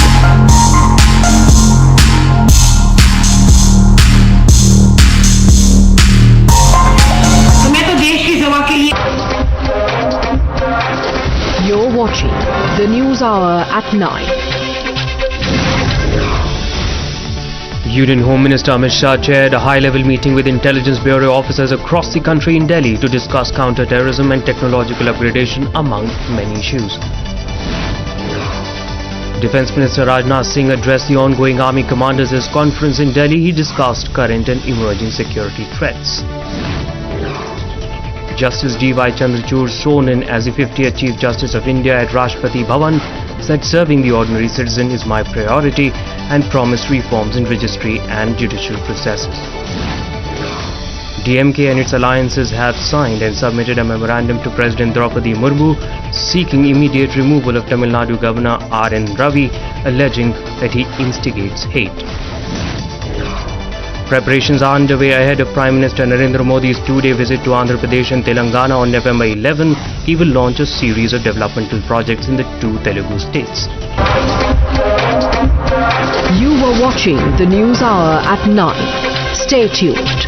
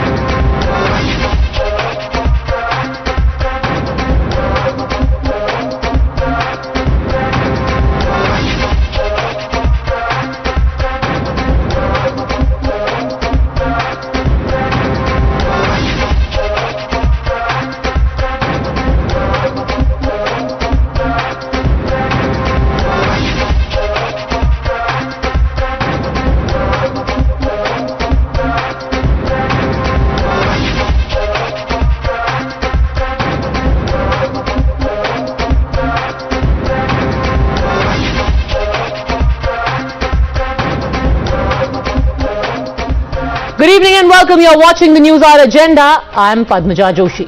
I wonder though if I'm allowed to have that name anymore, because Padmaja literally means born of a lotus, and apparently now a lotus has only one meaning, significance and relevance.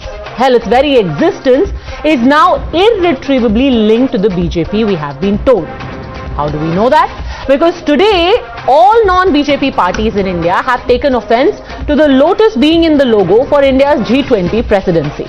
The charge is that incorporating the lotus in this logo is an act of shameless self-promotion by the saffron party. Now this has provoked sharp criticism from the Congress, which has accused the BJP of trying to take over the G20 itself. The criticism was along several points.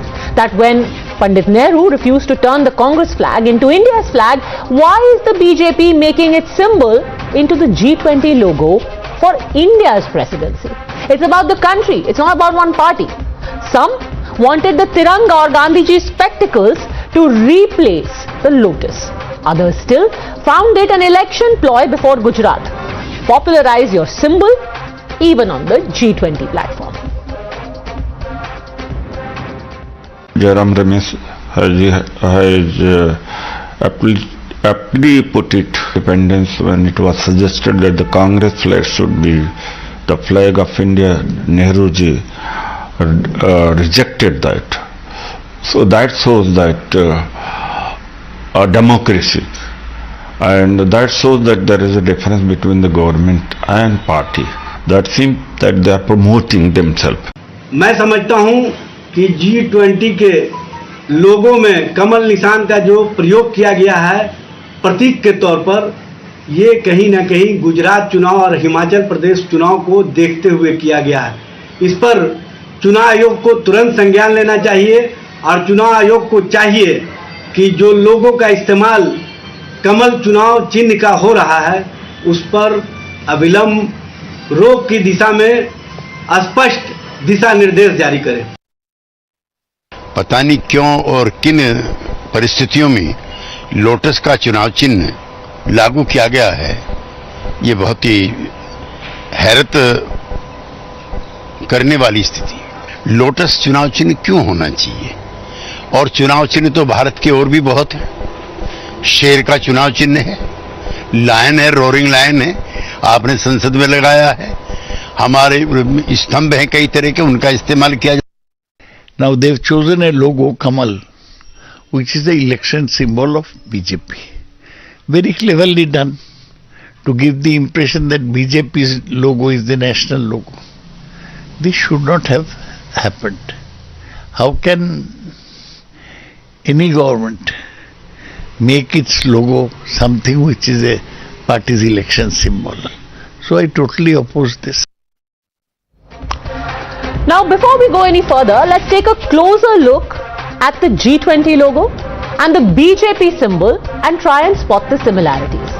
Here's the thing. The G20 lotus has 7 petals and the BJP symbol has 5 petals in it. If we look further, it is quite clear that the G20 lotus has no stem, whereas the BJP symbol has a stem that is shown immersed in water. And finally, the G20 logo has petals in the tricolor, which are the colors of India's flag, whereas the BJP symbol has saffron colored petals. So what exactly is the problem?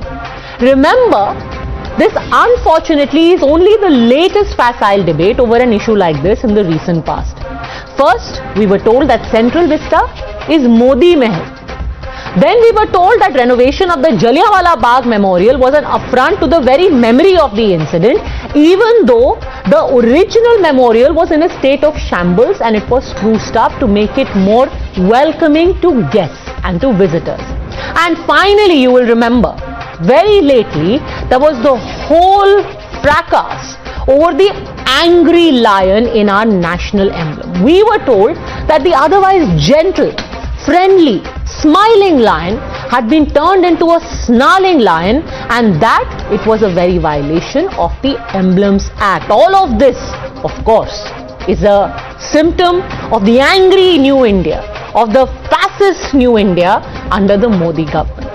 Jokes aside, all of these arguments beg the question, why? Why this controversy? Or is this criticism for the sake of it?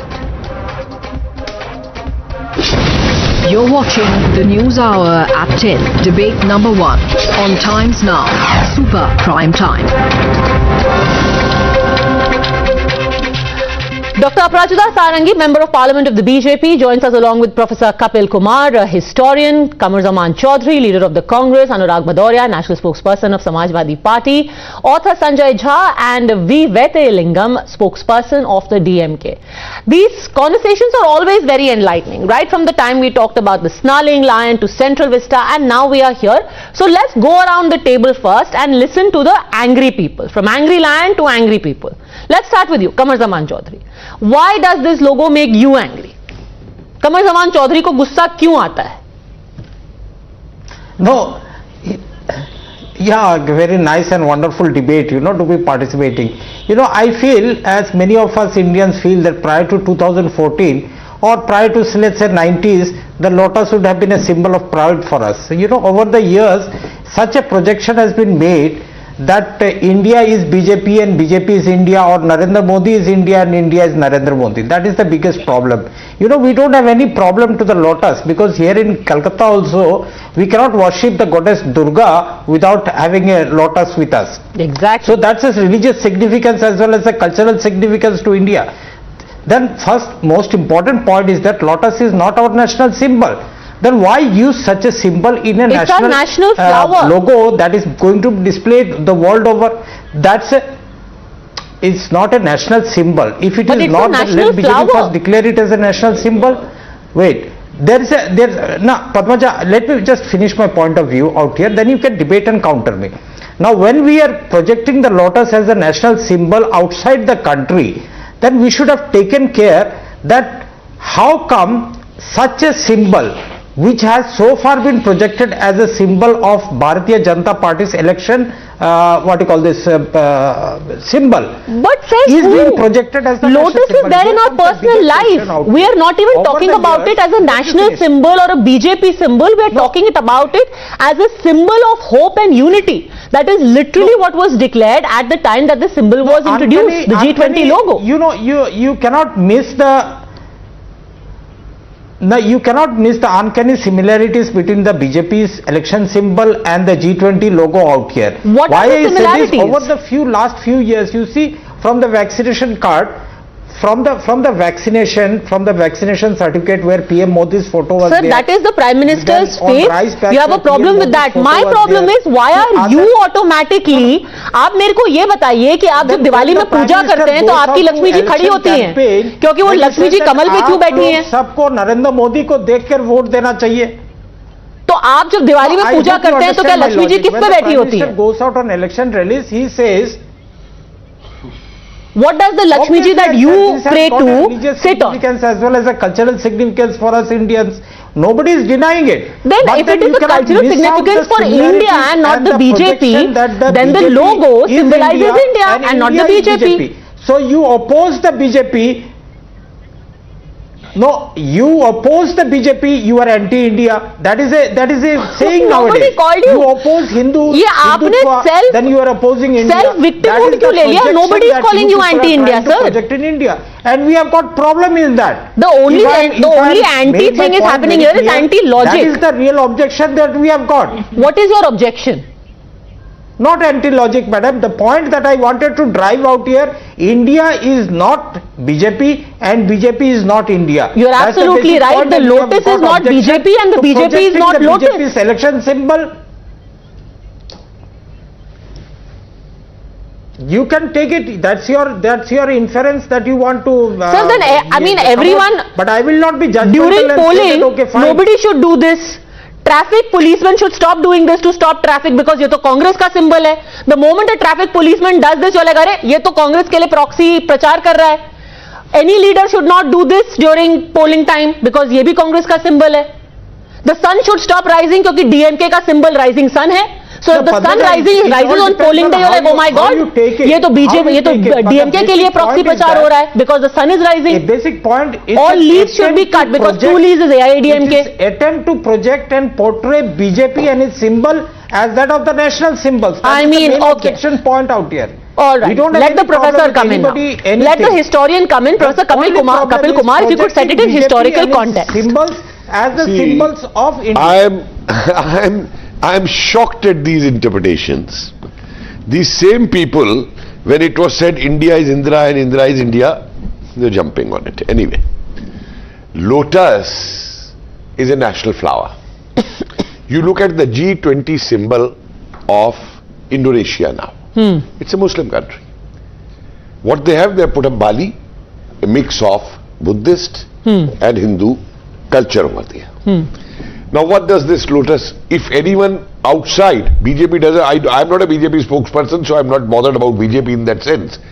But it doesn't need outside to identify. If someone asks what these 7 petals explained, and the way it has been explained, 7 continents, 7 oceans, okay, then today's world is that of knowledge and economy. The goddess of knowledge sits on Lotus. The goddess of economy sits on Lotus.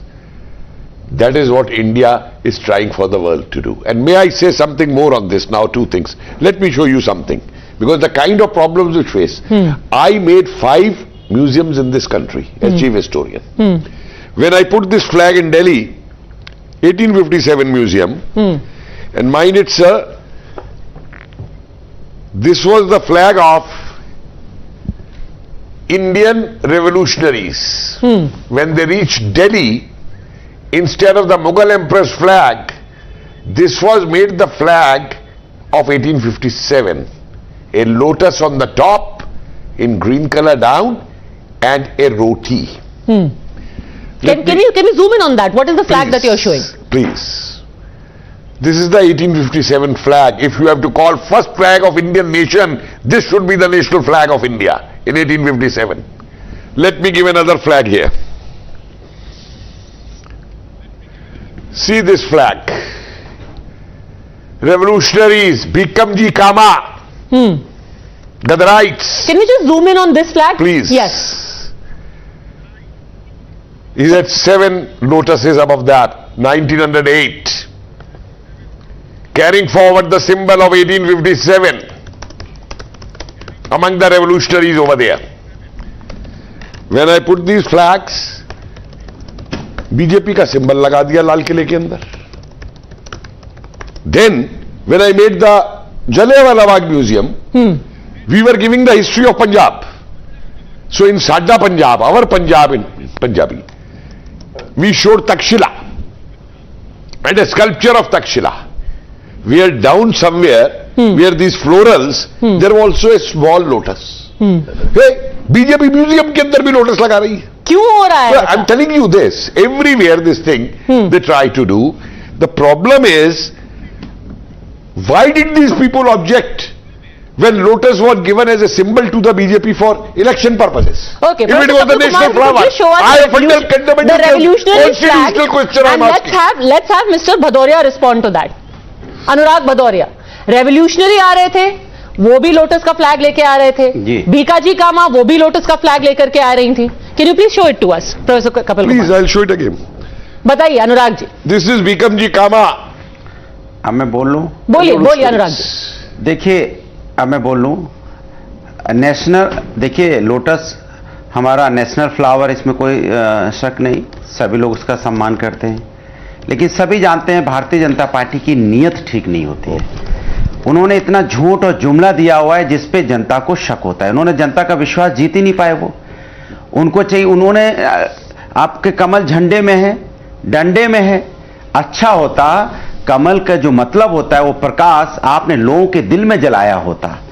आप जो हिंदुस्तानी लोग हैं उनके अंदर जो प्रकाश आपने जलाया होता तो आज शायद हम इतनी डिबेट नहीं कर रहे होते. आप कुछ भी करते, हिंदुस्तान आप पे यकीन करता. लेकिन आपने हर जगह आपने राजनीति की, इसलिए लोगों को आपकी नीयत पे शक होता है. ये चिंता का विषय है. देखिए, भारतीय जनता पार्टी कमल की बात कर रही है, लोटस की बात कर रही है, अच्छी बात है. लेकिन लोटस तो कीचड़ में खिलता है और उसकी लोटस के ऊपर में कीचड़ का एक भी धब्बा नहीं होता है। लेकिन भारतीय जनता पार्टी तो पूरी की पूरी कीचड़ में है। अब भारतीय जनता पार्टी को कैसे आप संभालोगे? अगर भारतीय जनता पार्टी ने अगर इसके जो लोटस की जो खूबसूरती थी, जिसका आध्यात्मिक जिसका ज्ञान होता है, उसको अगर रियल में एक्सेप्ट किया होता तो आज कोई उन पे उंगली नहीं उठा रहा होता। तो आपने देखा जिस तरह से लोटस सूर्य उदय होता है, लोटस खिलता है, सूर्यास्त होता है, लोटस बंद हो जाता है। लेकिन भारतीय जनता पार्टी का क्या है? तो अगर भारतीय जनता पार्टी हमेशा हर चीज पे शक है सर, तो इस शक का क्या इलाज है? अनुराग जी, अब ये शक, अगर कुछ लोग कहेंगे ये शक नहीं है, आपका वहम है, क्योंकि भारतीय जनता पार्टी वहम का तो कोई इलाज नहीं है हम पे, क्योंकि भारतीय जनता पार्टी ने झूठ और जुमलों, सुन तो लो, इलाज है, क्योंकि भारतीय जनता पार्टी ने झूठ और जुमलों की राजनीति की है। अब आप जब झूठ और जुमले लोगों को झूठ बोलोगे कि हम आएंगे 2 करोड़ रोजगार देंगे, आप नहीं दोगे। हम आएंगे महिला समस्या का समाधान करेंगे, महिलाओं पर अत्याचार नहीं करेंगे, और यहां पे महिलाओं पर अत्याचार बढ़ता चला जाएगा। आप कहोगे हम सबको साथ लेके चलेंगे, लेकिन अंकिता और बिल्किस बानो हमारे लिए दोनों बराबर हैं। अंकिता के साथ भी अन्याय हुआ, बिल्किस बानो के साथ भी अन्याय हुआ। आप डिबेट कीजिए, बट ये जो डिबेट चल रही है, सी द प्रॉब्लम है, सुन लो ना, मेरे my basic problem is Anurag ji, there are some things which are valid debates, but then there are some debates we have which really are so facile that at the end of the day you end up laughing at the people and your own credibility decreases. Your own credibility decreases. आपको याद होगा महज कुछ ही महीने पहले आप ही यहाँ पर बैठे थे, आप कह रहे थे कि मेरे को बीजेपी पे विश्वास नहीं है, इसीलिए आपने जो लायन है नेशनल एम्बलम का, उसको आपने एंग्री लायन बना दिया क्योंकि आप लोग फासिस्ट हो। सुप्रीम कोर्ट ने वो जो प्ली थी ना, उसको बाहर फेंक दिया। बोल लूं, मैंने कहा अंकिता के, अरे सुन तो लीजिए, अरे सुन लीजिए ना, सुन लीजिए, अगर आपने बैटिंग कर ली हो बीजेपी की तो मेरी भी सुन लीजिए। अंकिता के साथ अन्याय हुआ, डिबेट पे आकर के आपका लास्ट रिजॉर्ट यही होगा अनुराग जी। इतनी डिबेट पे आते हैं, कोई आपका बैकअप आर्ग्यूमेंट नहीं होता है, आपका अल्टीमेट जो ट्रम्प कार्ड होता है, आपने बैटिंग कर ली बीजेपी की। मैं बैटिंग कर रही हूँ लॉजिक की। आप सही बात बोल दी तो चिल्लाने लगे। मैं पूछता हूं, सुन तो लीजिए, अब आप सुन तो लीजिए। अंकिता के साथ अन्याय हुआ, बिल्कुल देश की बेटी थी, भारतीय जनता पार्टी का कौन सा नेता उसके खिलाफ खड़ा हुआ? एक भी नहीं। सुन तो लीजिए, हाथरस की बेटी के साथ अन्याय हुआ। आप कीजिए ना, आपका अभी ऑपोजिशन G20 को है, जब आपका अंकिता पे ऑपोजिशन होता है हम आपकी बात सुनते हैं, बिल्कुल, क्योंकि वो सेंसिबल ऑपोजिशन है। बिल्किस पे सुनते हैं क्योंकि वो सेंसिबल ऑपोजिशन है। ये तो रिडिक्युलस है ना। अरे अब सुनते ही नहीं, आप सुनना ही नहीं चाहते तो मैं क्या करूं? आप सुनना नहीं चाहते तो मैं क्या करूं? मैं कहता हूं महिलाओं पे अत्याचार कह रहा था, महिलाओं पे अत्याचार नहीं होगा, महिला सम्मान की बात करती थी। आज महिलाओं पे अत्याचार हो रहा है तो भारतीय जनता पार्टी का कौन सा नेता बोलता है? हाथरस की बेटी पे अन्याय हुआ तो कौन बीजेपी के नेता ने ट्वीट किया? अंकिता के ऊपर अन्याय हुआ तो किसने बोला? लखीमपुर की बेटी के साथ अन्याय हुआ तो किसने बोला? 13 साल की बच्ची के साथ अन्याय हुआ जो डिबेट एट हैंड है, अगर वो बात कर ले तो बहुत अच्छा रहेगा। The problem is you raise an objection, then you have nothing to back it up, so you fall back to things like this. Very quickly Professor Kapil Kumar wants to make a point, and I want to bring in Aparajita Sarangi. Yes. फर्क है, अब सुन तो लीजिए। अरे sir क्या सुनेंगे आप? मुद्दे पे बात करते नहीं, फिर आप कहते हैं कि सुन लीजिए। पार्टी पे लोग विश्वास नहीं करते। Okay, let me remind you. Let's show again in the recent past what are the kind of controversies we've had. We've had the Central Vista, we've had the Jallianwala Bagh, and then we've had this angry lion. Do you know what happened? Everyone raised an objection to the angry lion in the national emblem. What happened? Somebody went to the Supreme Court. Supreme Court said the following while throwing out that petition. A bench of Justices M.R. Shah and Krishna Murari said the lion sculpture of emblem installed on top of the parliament does not violate provisions of State Emblem Act of India 2005. Having heard the petitioner party in person, having gone through the emblem of the grievance, it cannot be said that the same is in any way contrary to provisions of the Act. It cannot be said that any of the provisions are violated. The State Emblem of India installed on the Central Vista project cannot be said in violation of the Act. The writ petition is dismissed. This is what has happened. आपने central Vista object किया, dismissed by court. आपने ये lion emblem object किया, dismissed by court. अब आपको problem है कि भाई लोटस कहां से आ गया है, बट अपराजिता सारंगी आपकी नीयत पे शक है, इसीलिए सब कुछ खोटा लगता है। A very good evening. I can only say, and I have been saying this many a time, to every positive action of Prime Minister Modi, there would be an equal and opposite and negative reaction. So I'm not surprised at all. Now the fact remains that this particular logo has been brought out, has been released by the Prime Minister with the best of intentions. And this is a matter of pride for 135 crore Indians that we are going to preside over the G20 meetings. And I think for this, instead of getting into this kind of quarrel, which signifies nothing, it's just sound and fury, we all need to take pride for our country and for the way the Prime Minister and his government is handling the issues at the international level. You know, and having said all this, now let me remind once again, I think we have discussed this, but I'll give the date. In 1950, when Congress was ruling, Lotus had been declared as the national flower. This is one. And number two, I would just like to remind you of the Samajwadi Party's contention regarding the vaccine of COVID. They call it Modi vaccine. And they actually discouraged many of the people not to go for Modi vaccine because, you know, it had this stamp of the Prime Minister. The contention was that because the Prime Minister's picture was on the vaccine certificate, that was an act of self-glorification, which is why their suspicion is that this is also an act of self-glorification by the Bharatiya Janata Party. Samajwadi Party called vaccine Modi vaccine, and you know, they kind of dissociated themselves from this entire vaccination effort. Number one. Number two, Har Ghar Tiranga movement we started. Bharatiya Janata Party was very keen that everybody should have this Tiranga atop their houses on 13th, 14th and 15th August. Now what happened thereafter we all know. Many of these parties, including the Congress, vehemently opposed, and they actually distanced themselves. Now again, it was kind of denigrating and undermining national symbol. So I think they are in the habit of let's quickly get the Samajwadi Party to respond. You are undermining national symbol, Nirav Modi. Undermining vaccine, undermining national symbol, undermining national flag. Nirav Modi. अपराजिता जी, देखिए अपराजिता जी, Bharatiya Janata party की झूठ बोलने की आदत है। आप तो अच्छे व्यक्ति हो, आप क्यों झूठ बोलते हो? भारतीय जनता पार्टी का तो समय ज्यादा नहीं है, आपको लंबी राजनीति करनी है, आप झूठ बोल के क्यों पाप अपने ऊपर लेते हो? भारतीय जनता पार्टी इतनी इंटेलिजेंस कब से हो गई कि वो वैक्सीन बना लेगी? भाई वैक्सीन तो देश के वैज्ञानिकों ने बनाया। हमने बोला भारतीय जनता पार्टी के सिस्टम पे विश्वास नहीं है कि उनका जो डिलीवरी सिस्टम वो फेलियर होता है। जिस तरह से आपने देखा कि कुत्ता काटने वाला भाई एक वैक्सीन लगाने गया, उसको कुत्ता काटने वाला इंजेक्शन लगा दिया। क्या ये नहीं हुआ हापुड़ में? आपको पता भी होगा। तो आपके सिस्टम पे हमें भरोसा नहीं है। एक बात सुन लीजिए, मैं अपना सेंटेंस पूरा कर दूं। उसके बाद भारतीय जनता पार्टी जो बोलती है वो करती नहीं है। कि हमने आपको बोला कि बोले तो उत्तर प्रदेश में या देश के अंदर में भारतीय जनता पार्टी के आते ही करप्शन खत्म हो जाएगा, लेकिन हालत क्या है यहाँ पे? अरे Sanjay Jha, but before we do that, hold on a second. Let Mr. Sanjay Jha and the spokesperson from the DMK are waiting very patiently. Let's hear out their objections also. Mr. Jha, what are your objections? Let's take all of this one by one. Go on, Mr. Jha. Yeah, let me start, and if I'm not interrupted, I won't take too long, Padmaja. Number one, Mr. L.K. Advani famously said about Mr. Narendra Modi, he is one of the greatest event managers in the world. This is not the Congress. This is Mr. L.K. Advani. You know what Mr. Advani was hinting at? He was basically saying that Mr. Modi is a past master at maximizing marketing and branding mileage wherever he can, even if it is at the cost of the public exchequer. Let me give you Mr. Chidambaram's tweet of just a few days ago. You can actually put it up on your program.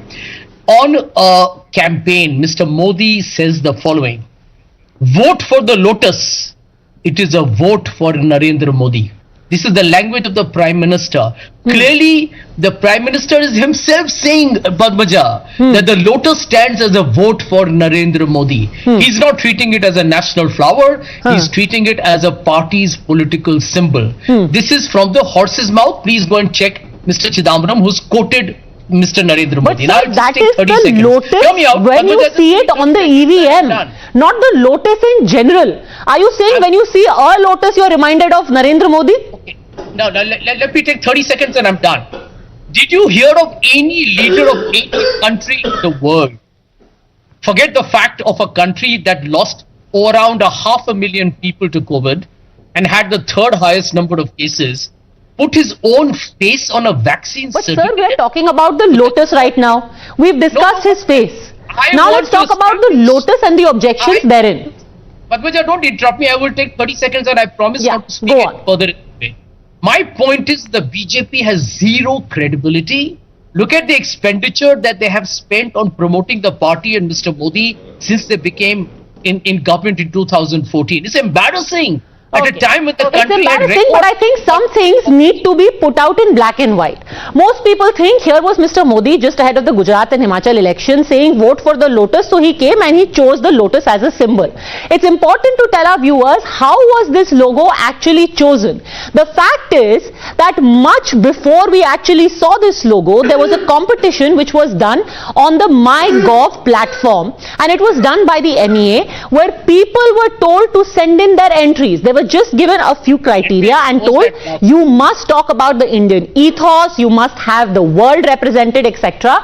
And this actually were the 5 logos that were shortlisted. Now, call all of these people agents of the BJP, but let me tell you that actually, if we can just scroll down, these best 5 entries, you see MyGov platform, Ministry of External Affairs, these are the 5 logos that were actually shortlisted. If we could very kindly go down here and show our viewers which were the 5 logo designs that were shortlisted. You had Raju N. Guruvannavar who made this, but out of these 5, 3 people, Anima Lakra, Don Francis and Ashok Kumar Juneja, coincidentally put the Lotus in the logo that they sent in as entries. Now, are we to believe, Mr. Vaidyanathan, that all of these people who sent in their entries are members or agents of the BJP? No, it is not a question of who is BJP supporters or not. That is different issue. But what is our stand is, we clearly condemn the attitude of the union government in doing cheap and politics in conducting an international event in India. The Thalapathy Stalin's dividend model government welcomes India sharing the meat, but condemns the politics undertaken by the Modi government in advertising the Lotus symbol. Already I know there is a case pending in Allahabad High Court regarding the freezing of Lotus symbol allotted to BJP. That is still pending. But sir, how is this connected to the G20 logo? That's my simple question. Yes, how do you suggest that this is related to the BJP? Madam, yes, BJP and politics, because we 2024 we are going to meet the parliamentary elections. From December 2022 to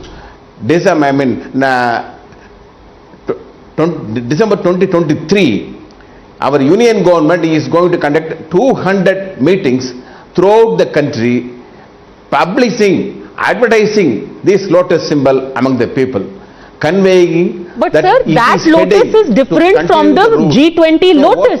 We are talking about one. Okay. Professor Kapil Kumar, I think, wants to respond, but we have, okay. So if you're saying that every time we talk about the Lotus, it is about publicizing the BJP, I want to show you another very small anecdote. The life and legacy of Indian independence movement. Leader Mahatma Gandhi was commemorated on a British special collector's coin for the first time by the UK Treasury Chief Sanjay Jha. And you know what they put on a coin to commemorate Mahatma Gandhi? They put a lotus. The British Treasury chose a lotus to commemorate Mahatma Gandhi. Yeah, so can I answer your question? Yes, go on. Why are we not understanding that the lotus is the most commonly identified political symbol, the election symbol of the Bharatiya Janata Party? Now you said that thousands of entries came. Why were the ones only with the lotus shortlisted? I think the BJP deliberately and the government deliberately prioritize any kind of a logo that is in sync with their own party symbol. This is basically, even a child would know this. You are admitting that the lotus is most commonly identified with India, then shouldn't it be in the G20 logo? He's saying BJP, not India. But this is, let me tell you, the BJP is a past master at exploiting every public platform for maximizing their visibility. Every newspaper you find the BJP leaders are on front pages of all newspapers every day. Well, I will leave it. Where is the money coming from? It's a taxpayer's money. If I leave it to the BJP spokesperson to talk on behalf of BJP, since I don't represent the BJP, but let me tell these people that Lotus internationally became famous in 1857.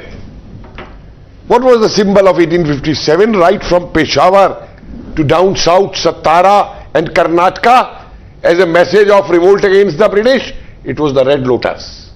What it contained? A lotus contains 27 to 30 petals, and a British platoon had 27 to 30 soldiers. And that was the message. That is how lotus became important at that time. Now these people talk of symbols and all, and they are talking of BJP and all. Tell me one thing, which government was there when BJP was allotted this symbol of lotus, which is a national flower? Why did you till now objected that how a national flower can be given to a party? Why were you sleeping at that time? Sanjay Jha. Because now it suits your politics, you will say that. And let me tell you, these parties challenging... One second, sir, let me complete. I didn't interrupt you, please. No, I was asked by the... No, have the decency to listen also. Have the decency to listen also. These people are talking of national honor and quoting Chidambaram and all, whose person, an ex-minister, goes to Pakistan and demands their support to oust a democratically elected PM in India, who question Indian defense forces for boycott and strike, whose person from the party called abuses the army chief. Okay. They talk of India's honor. Okay, let's stick to the point about why it was allotted to BJP in the first place, if that was a problem. Sanjay Jha. Padmaja, anyway, the fact remains that everyone masquerading here to be neutral or independent stands exposed if anybody heard the gentleman over the last 30 seconds. But anyway, let me answer you. What am I exposed of? Excuse me, please don't interrupt me when I You also interrupted me. What are you exposing me of? What do you think you are? You are a dynastic slave, exposed already, and I am a historian. Okay, please. Let me answer your question. You do this to your leader. It is irrelevant whether anybody challenged the BJP in the past or not on the election symbol. The fundamental point is that the BJP today is brazenly exploiting the public platform, government money to push its election agenda, and that is in my opinion, political immorality at its worst, no matter what his cheerleaders come here and try and be very sanctimonious. But sir, we still haven't reached the point. We have given n number of examples of how the Lotus has completely been divorced of the BJP right from before our independence until now. So this entire objection, one still cannot wrap one's head around. Would you like to remark, Qamar Zaman Chaudhary, on if the BJP is doing shameless self-promotion by putting the Lotus in the logo, then why was Rishi Sunak, as the finance minister of UK, also doing promotion of the BJP by putting the Lotus on a coin to commemorate Gandhiji? This Rishi Sunak is a very dangerous fellow there. That is the biggest problem, you know, Padmaja. That's the biggest problem, Padmaja, when you link religion with politics. That's what BJP wants us to believe.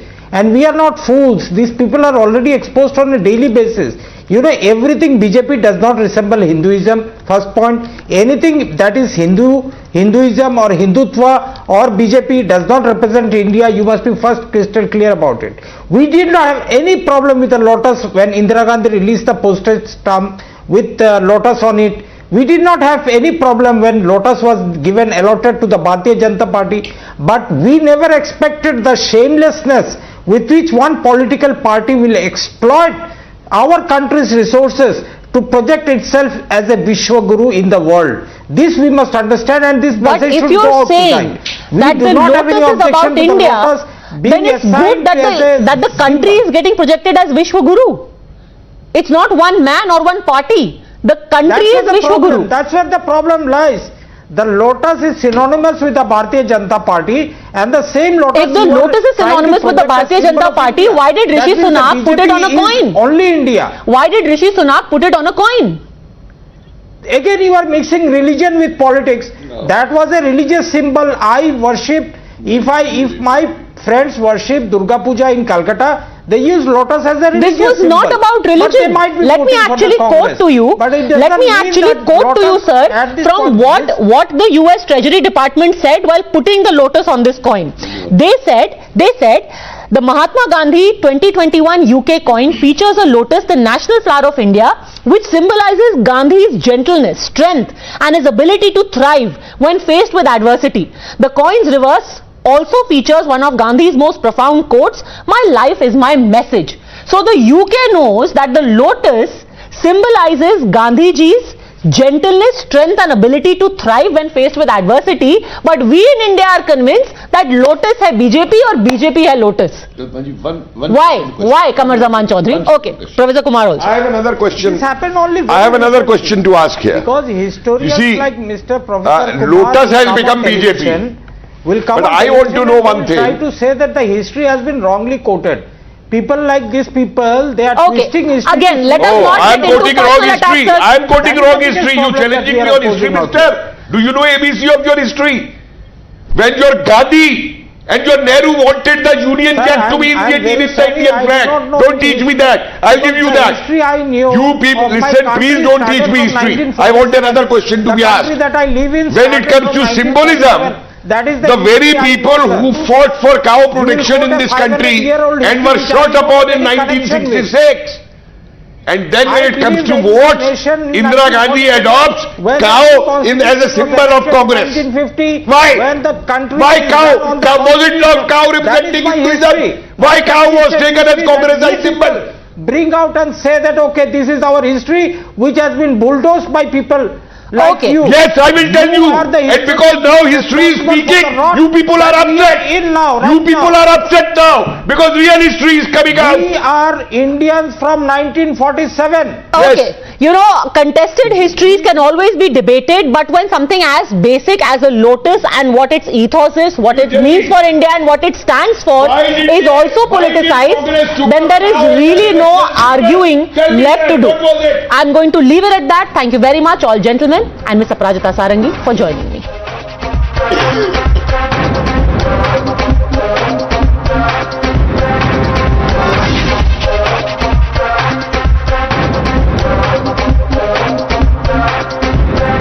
Alright, tomorrow is going to be the last day of campaigning for the Himachal elections. It's a tough challenge for the BJP given that there is a standard practice of the state changing governments every 5 years. So is the government going to change this time around, or is that practice itself in for a change? Alright, joining us on the Newshour agenda, we have the Chief Minister of Himachal Pradesh, Mr. Jairam Thakur. Jairam ji, सबसे बड़ी बात तो ये है कि सब यही कहेंगे, हर 5 साल में तो सत्ता बदलती है हिमाचल में, तो इतना आप अपना जोर शोर से क्यों प्रचार कर रहे हैं? सत्ता तो बदलने ही वाली है। नहीं, देखिए, कभी न कभी किसी चीज की शुरुआत होती है, हमेशा एक जैसा चलता रहेगा, और इतिहास में ऐसी एक नहीं अनेकों घटनाएं हुई हैं जिसमें नई चीज की शुरुआत होती है। ये चलता आ रहा था, और हिमाचल प्रदेश में आपकी बात ठीक है कि लोगों के जहन में एक ही बात है कि होती रहती है आज से पहले कि भाई सरकार का मतलब 5 साल, ये लोगों के दिल दिमाग में बैठी थी, क्योंकि पिछले 37 वर्षों से लगातार यही हो रहा है, 5 वर्ष एक पार्टी के, 5 वर्ष दूसरी पार्टी के। लेकिन अब की बार हट करके हमने एजेंडा खड़ा किया है, और उसमें हमने एक तो पहले यही कहा है कि भाजपा की सरकार बनेगी, एक बात, और दूसरी बात अब की बार ये 5 साल बड़ा जो रिवाज है, इस रिवाज को हम बदलेंगे, निश्चित रूप से बदलेंगे, क्योंकि पूरे देश भर में बदल रहा है।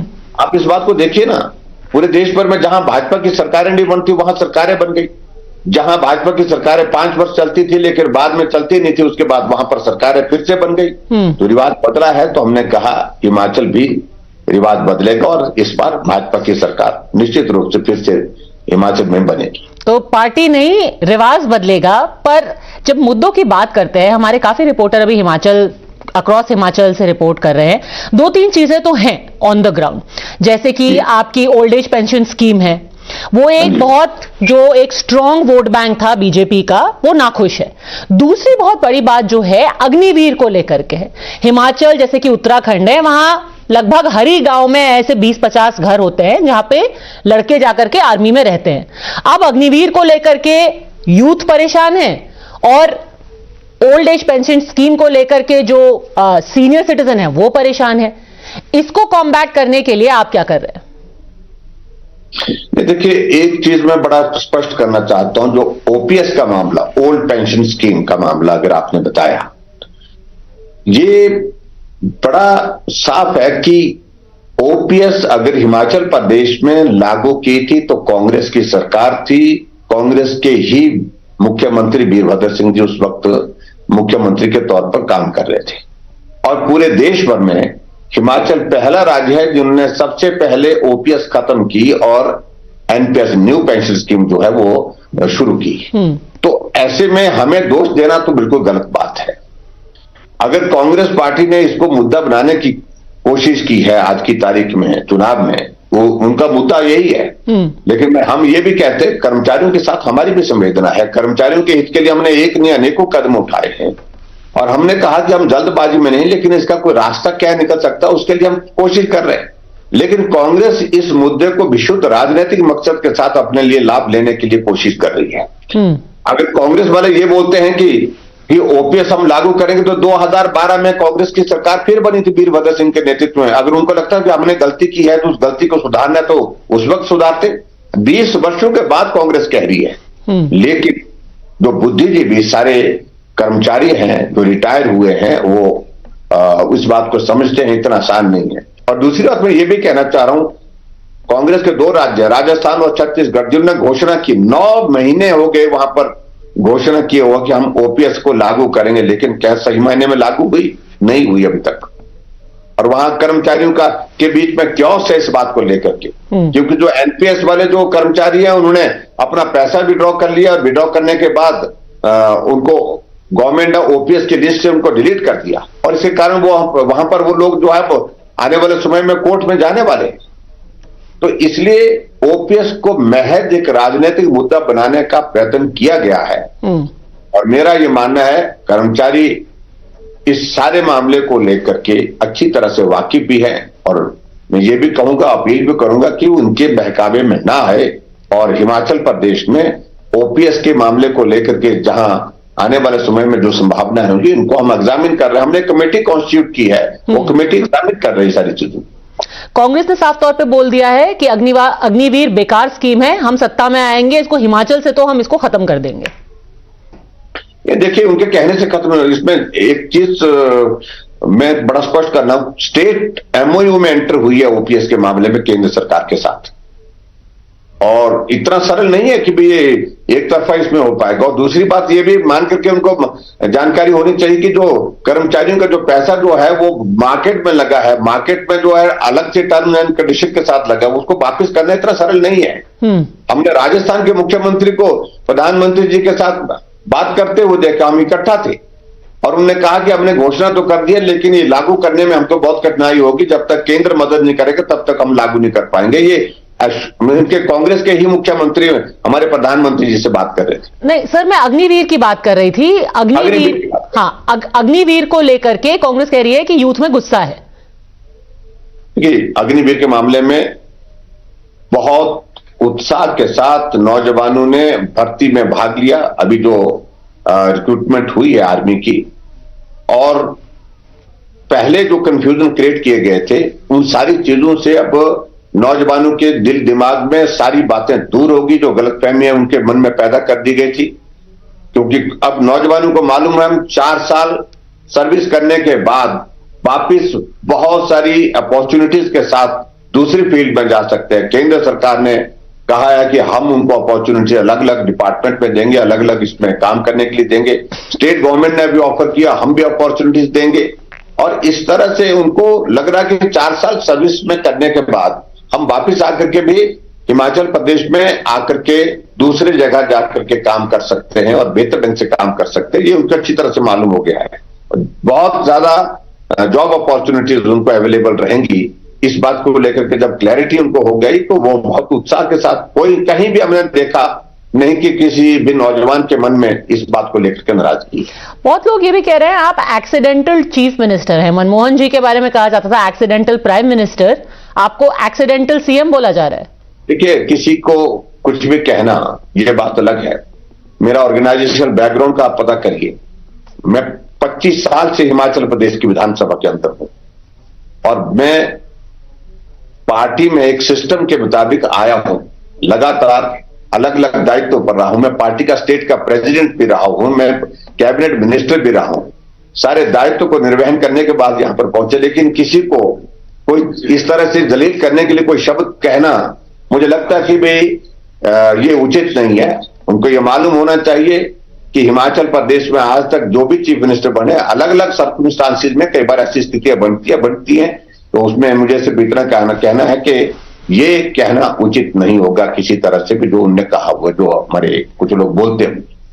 भारतीय जनता पार्टी हमेशा कहती है कि हम एक संगठन के तौर पर लड़ रहे हैं, पर सच्चाई यह है कि जहां तक आपका जो ग्रास रूट्स है वहां पर आपके रेबल्स हैं, कैंप्स भी है, सब जानते हैं, जो धूमल साहब का कैंप है, एक आपका कैंप बोला जाता है, वहां से रेबल्स हैं, इससे नुकसान तो आपको होगा ही, ये आप कैसे डिनाई कर सकते हैं?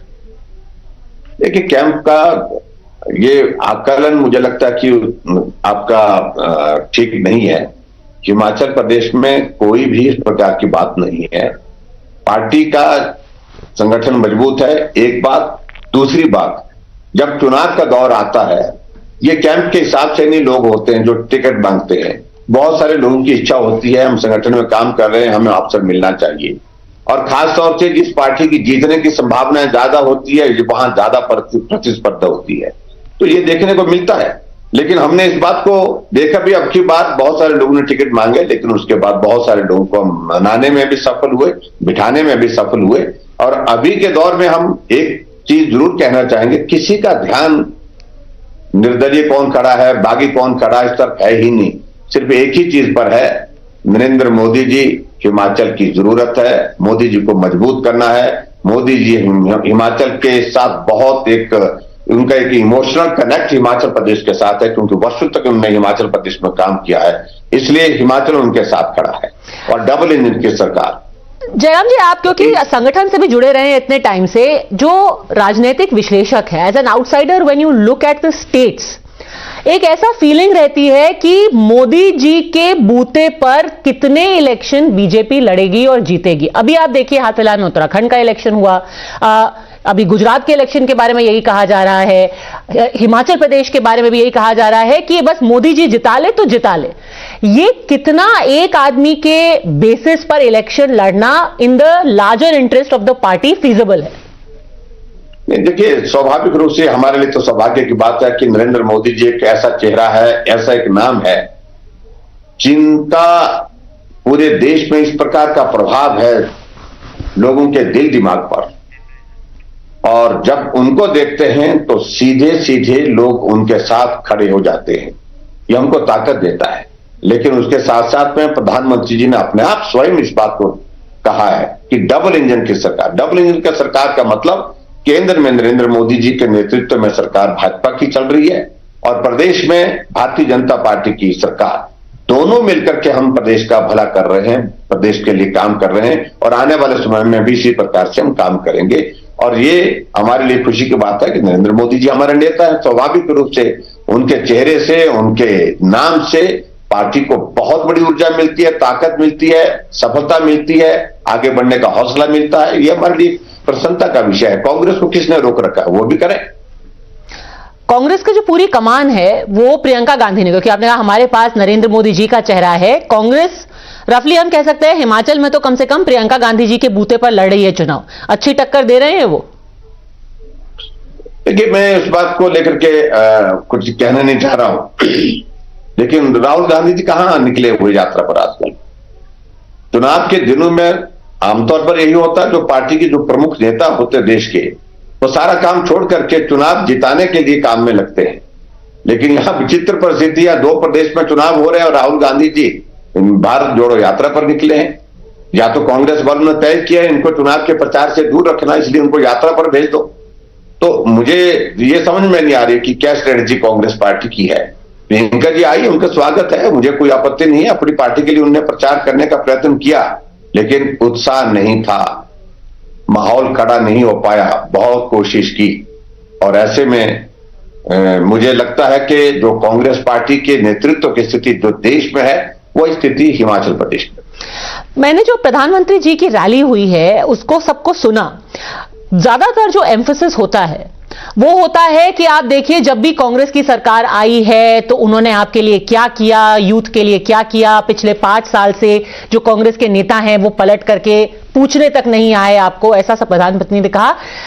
ऐसी एक फीलिंग है कि भाजपा की सरकार की उपलब्धियां गिनाने की जगह कांग्रेस की जो फेलिंग्स हैं या उनकी जो कमियां हैं उनके आधार पर क्यों चुनाव लड़ा जा रहा है? क्योंकि जो ज्यादातर लोग होते हैं वो कहते हैं कि कब तक आप सेंटर में 70 साल कांग्रेस को कोसते रहेंगे और प्रदेशों में जाकर के भी वहीं पे कांग्रेस को कोसते रहेंगे। अपनी सरकार की उपलब्धियां गिनाइए आप। अपनी सरकार की उपलब्धियों में हमने 90% जिक्र हमने अपनी उपलब्धियों का किया है। 10%, 10% जो है कांग्रेस की नाकामियां, जिस प्रकार से उन्होंने देश को लूटा, प्रदेश को लूटा, गलत नीतियां उनकी रही जिसके कारण देश और प्रदेश को नुकसान हुआ, उसका जिक्र करना, ये याद कराना बहुत जरूरी होता है। वो हमारे खिलाफ सुबह से शाम तक जो चीजें सही मायने में तथ्य के आधार पर नहीं है उन बातों पर बोलते हैं, लेकिन लोकतंत्र है, अगर हमारे खिलाफ बोलते तो हम भी उनके नाकामियों का जिक्र करेंगे। और इसलिए स्वाभाविक रूप से हमने भी कुछ जिक्र किया, न कि ज्यादा नहीं किया, हमने उपलब्धियों का जिक्र किया। आप देखना नरेंद्र भाई मोदी जी की स्पीच में भी और आप देखना हमारी स्पीच में हम अपनी उपलब्धियों का जिक्र करते हैं। हमने जो किया वो आपके सामने। मैं बड़ी दिलचस्प बात आपको ये बता रहा हूं कि कांग्रेस को मालूम नहीं, अगर उनसे आप पूछे कोई कांग्रेस का नेता कि पिछले 5 वर्ष में आपकी कांग्रेस पार्टी की सरकार जब पूरब में रही है वीरभद्र सिंह जी के नेतृत्व में, एक योजना का नाम बताए। मैंने विधानसभा के अंदर पूछा, जवाब नहीं, उठ करके कोई हिम्मत नहीं कर पाए कोई विधायक कि हमारी सरकार ने इस योजना को शुरू किया ही कुछ नहीं है। और हम 20 बता सकते हैं। आपकी क्या योजना है जो कि केंद्र की योजना नहीं है? आपकी क्या योजना है? आपकी क्या उपलब्धि है? यूसीसी को छोड़ के, क्योंकि यूसीसी हमेशा एक तुरप का इक्के की तरह हर स्टेट में आ जाती है। लोगों के वेलफेयर के लिए आपकी सरकार ने क्या किया है? आप सुनेंगे मेरी बात को, मैं बता देता हूं। हमने हिमाचल प्रदेश में जनमंच की शुरुआत की, पहला इनिशिएटिव जनमंच। लोगों की समस्याओं का समाधान गांव में, पूरी कैबिनेट जाती है, महीने में एक दिन निर्धारित होता है, वहां पर जाकर के लोगों की समस्याओं का समाधान करते। 50,000 से ज्यादा कंप्लेंट्स मौके पर उनका समाधान किया। नया इनिशिएटिव था। हमने हिमाचल प्रदेश में गृहिणी सुविधा योजना शुरू की। उज्ज्वला योजना को फर्दर सप्लीमेंट करने के लिए सैचुरेशन पर लाया हिमाचल को। Himachal is the first state जहां हर घर में गैस का चूल्हा पहुंचाया, हमारा इनिशिएटिव है। हिमाचल प्रदेश में आयुष्मान भारत के बाद हमने बाकी सैचुरेशन पर लाने के लिए 5 लाख रुपए का हेल्थ कवर हिम केयर के माध्यम से हमने शुरू किया। पूरे देश में हिमाचल पहला ऐसा राज्य है जहां पर 5 लाख का हेल्थ कवर सभी लोगों के लिए है, गरीब लोगों के लिए भी है। और इसी तरह से हिमाचल प्रदेश ऐसा प्रदेश है जहां हमने जो बेटी बीपीएल परिवार की होती है, उसकी शादी होती है, उसके लिए हम शगुन योजना हमने शुरू की, जिसके अंतर्गत हम 31,000 रुपए उसके लिए उसके अकाउंट में देते हैं। हम इस तरह की बात कहते हैं। 80 साल के बाद पेंशन मिलती थी हिमाचल प्रदेश में बुजुर्ग को, हमने उसको 60 साल से ऊपर, पहली कैबिनेट का पहला निर्णय मेरा ये, 60 साल से ऊपर के सभी बुजुर्गों के लिए पेंशन का प्रावधान किया। और वो 4 लाख लोगों को पेंशन देते थे, हम 7.5 लाख लोगों को पेंशन दे रहे हैं वर्तमान में। और यहां वो 400 करोड़ खर्च करते, हम 1300 करोड़ रुपए पेंशन पर खर्च रहे हैं। और उसी तरह से मुख्यमंत्री स्वावलंबन योजना, नौजवानों को सरकारी क्षेत्र में नौकरी नहीं करना है, अपना काम करना है, तो उनके लिए योजना शुरू की, हमने स्टार्टअप शुरू किए।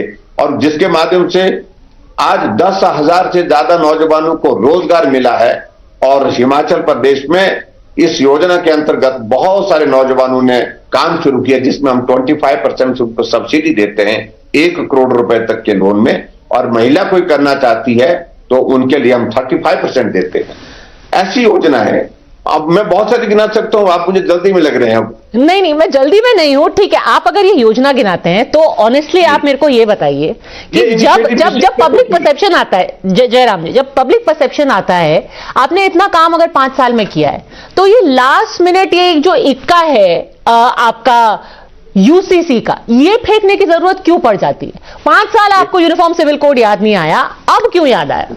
नहीं, एक बात तो आप बताऊं, आपको हमारे बारे में जानकारी नहीं। हमने बहुत पहले इस बात का जिक्र किया हुआ है।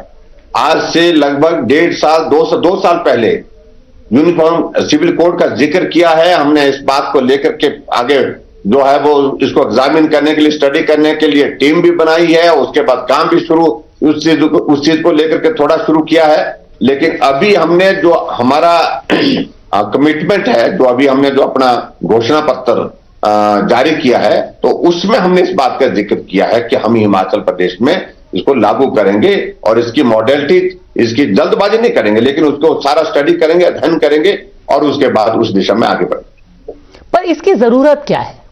लेकिन जरूरत इसलिए हमारी कमिटमेंट है, हमें जो वैचारिक दृष्टि से अपने मूल कुछ चीजें, हमारे वैचारिक मुद्दे हैं, जिन मुद्दों को लेकर के हमको आगे बढ़ करके काम करना है, और उसमें से एक ये भी हमारी मान्यता है। हम कहते थे राम लला हम आएंगे, मंदिर वही बनाएंगे, तो हम बोलते रहे, लोग मजाक करते रहे, आखिरकार आज मंदिर निर्माण का कार्य वहां पर शुरू हो गया, युद्ध स्तर पर चल रहा है। हम कहते थे धारा 370 समाप्त होनी है। हमारी कुछ ठोस मान्यता है मजबूत, जिनको हम कभी नहीं छोड़ते हैं।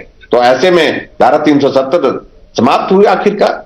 तो ऐसे में मेरा यही कहना है कि इस बात को लेकर के हम आगे बढ़ना चाह रहे हैं। आखिर में आपसे पूछ जाऊंगी, क्योंकि अंत में सब लोग यही जानना चाहते हैं, नंबर कितने आएंगे? हर स्टेट में आप जाकर के कॉन्फिडेंटली बोलते हैं अब की बार इतने पार, अब की बार इतने पार। रियलिस्टिकली अब आपने देख लिया है, पूरा स्टेट आपने टूर कर लिया है, अब की बार कितने पार? अब की बार हिमाचल प्रदेश में एक तो बात यह है कि रिवाज बदलेंगे, ये तो हमने पहली बात कही है कि 5-5 साल की जो सरकार की जो एक रिवाज बनना था बदलने का, तो वो रिवाज समाप्त होकर के सरकार फिर से बनेगी हिमाचल प्रदेश में। और पीछे जितनी सरकार बनाने के लिए जितनी सीटें हमारी हिमाचल प्रदेश में आई थी, उससे आगे बढ़ेंगी। कुछ नंबर तो दीजिए, एक स्लोगन तो हमेशा होना चाहिए। 200 पार पहले आपने कहा था, बंगाल में जाके सेंटर में आपने कहा था 300 पार, तो बताइए कितने पार? हम पार की बात हम कह रहे, देखिए मेरा हिसाब बहुत कमजोर है। हम 44 सीट जीते थे, 2 इंडिपेंडेंट हमारे साथ जुड़े, 46 हुए। अब 2 कांग्रेस के टूट करके हमारे साथ आए, 48 हो गए। तो इससे हम अब 50 के लगभग पहुंच रहे हैं, तो मुझे लगता है कि इसके करीब होंगे। चलिए, we will hold you to that number. हमेशा ये नंबर हम पूछ लेते हैं, क्योंकि जिस दिन रिजल्ट्स आते हैं कोई इधर उधर की बात नहीं होनी चाहिए। हम वही सीधा आपके सवाल आके पूछेंगे कि आपने बोला था 50 पार, हुआ क्यों नहीं? Best of luck. कुछ ही घंटे बचे हैं और कुछ ही दिनों में रिजल्ट भी सामने आ जाएगा। जयराम ठाकुर जी, आपका बहुत बहुत धन्यवाद हमसे बात करने के लिए। बहुत धन्यवाद, thank you very much, thank you.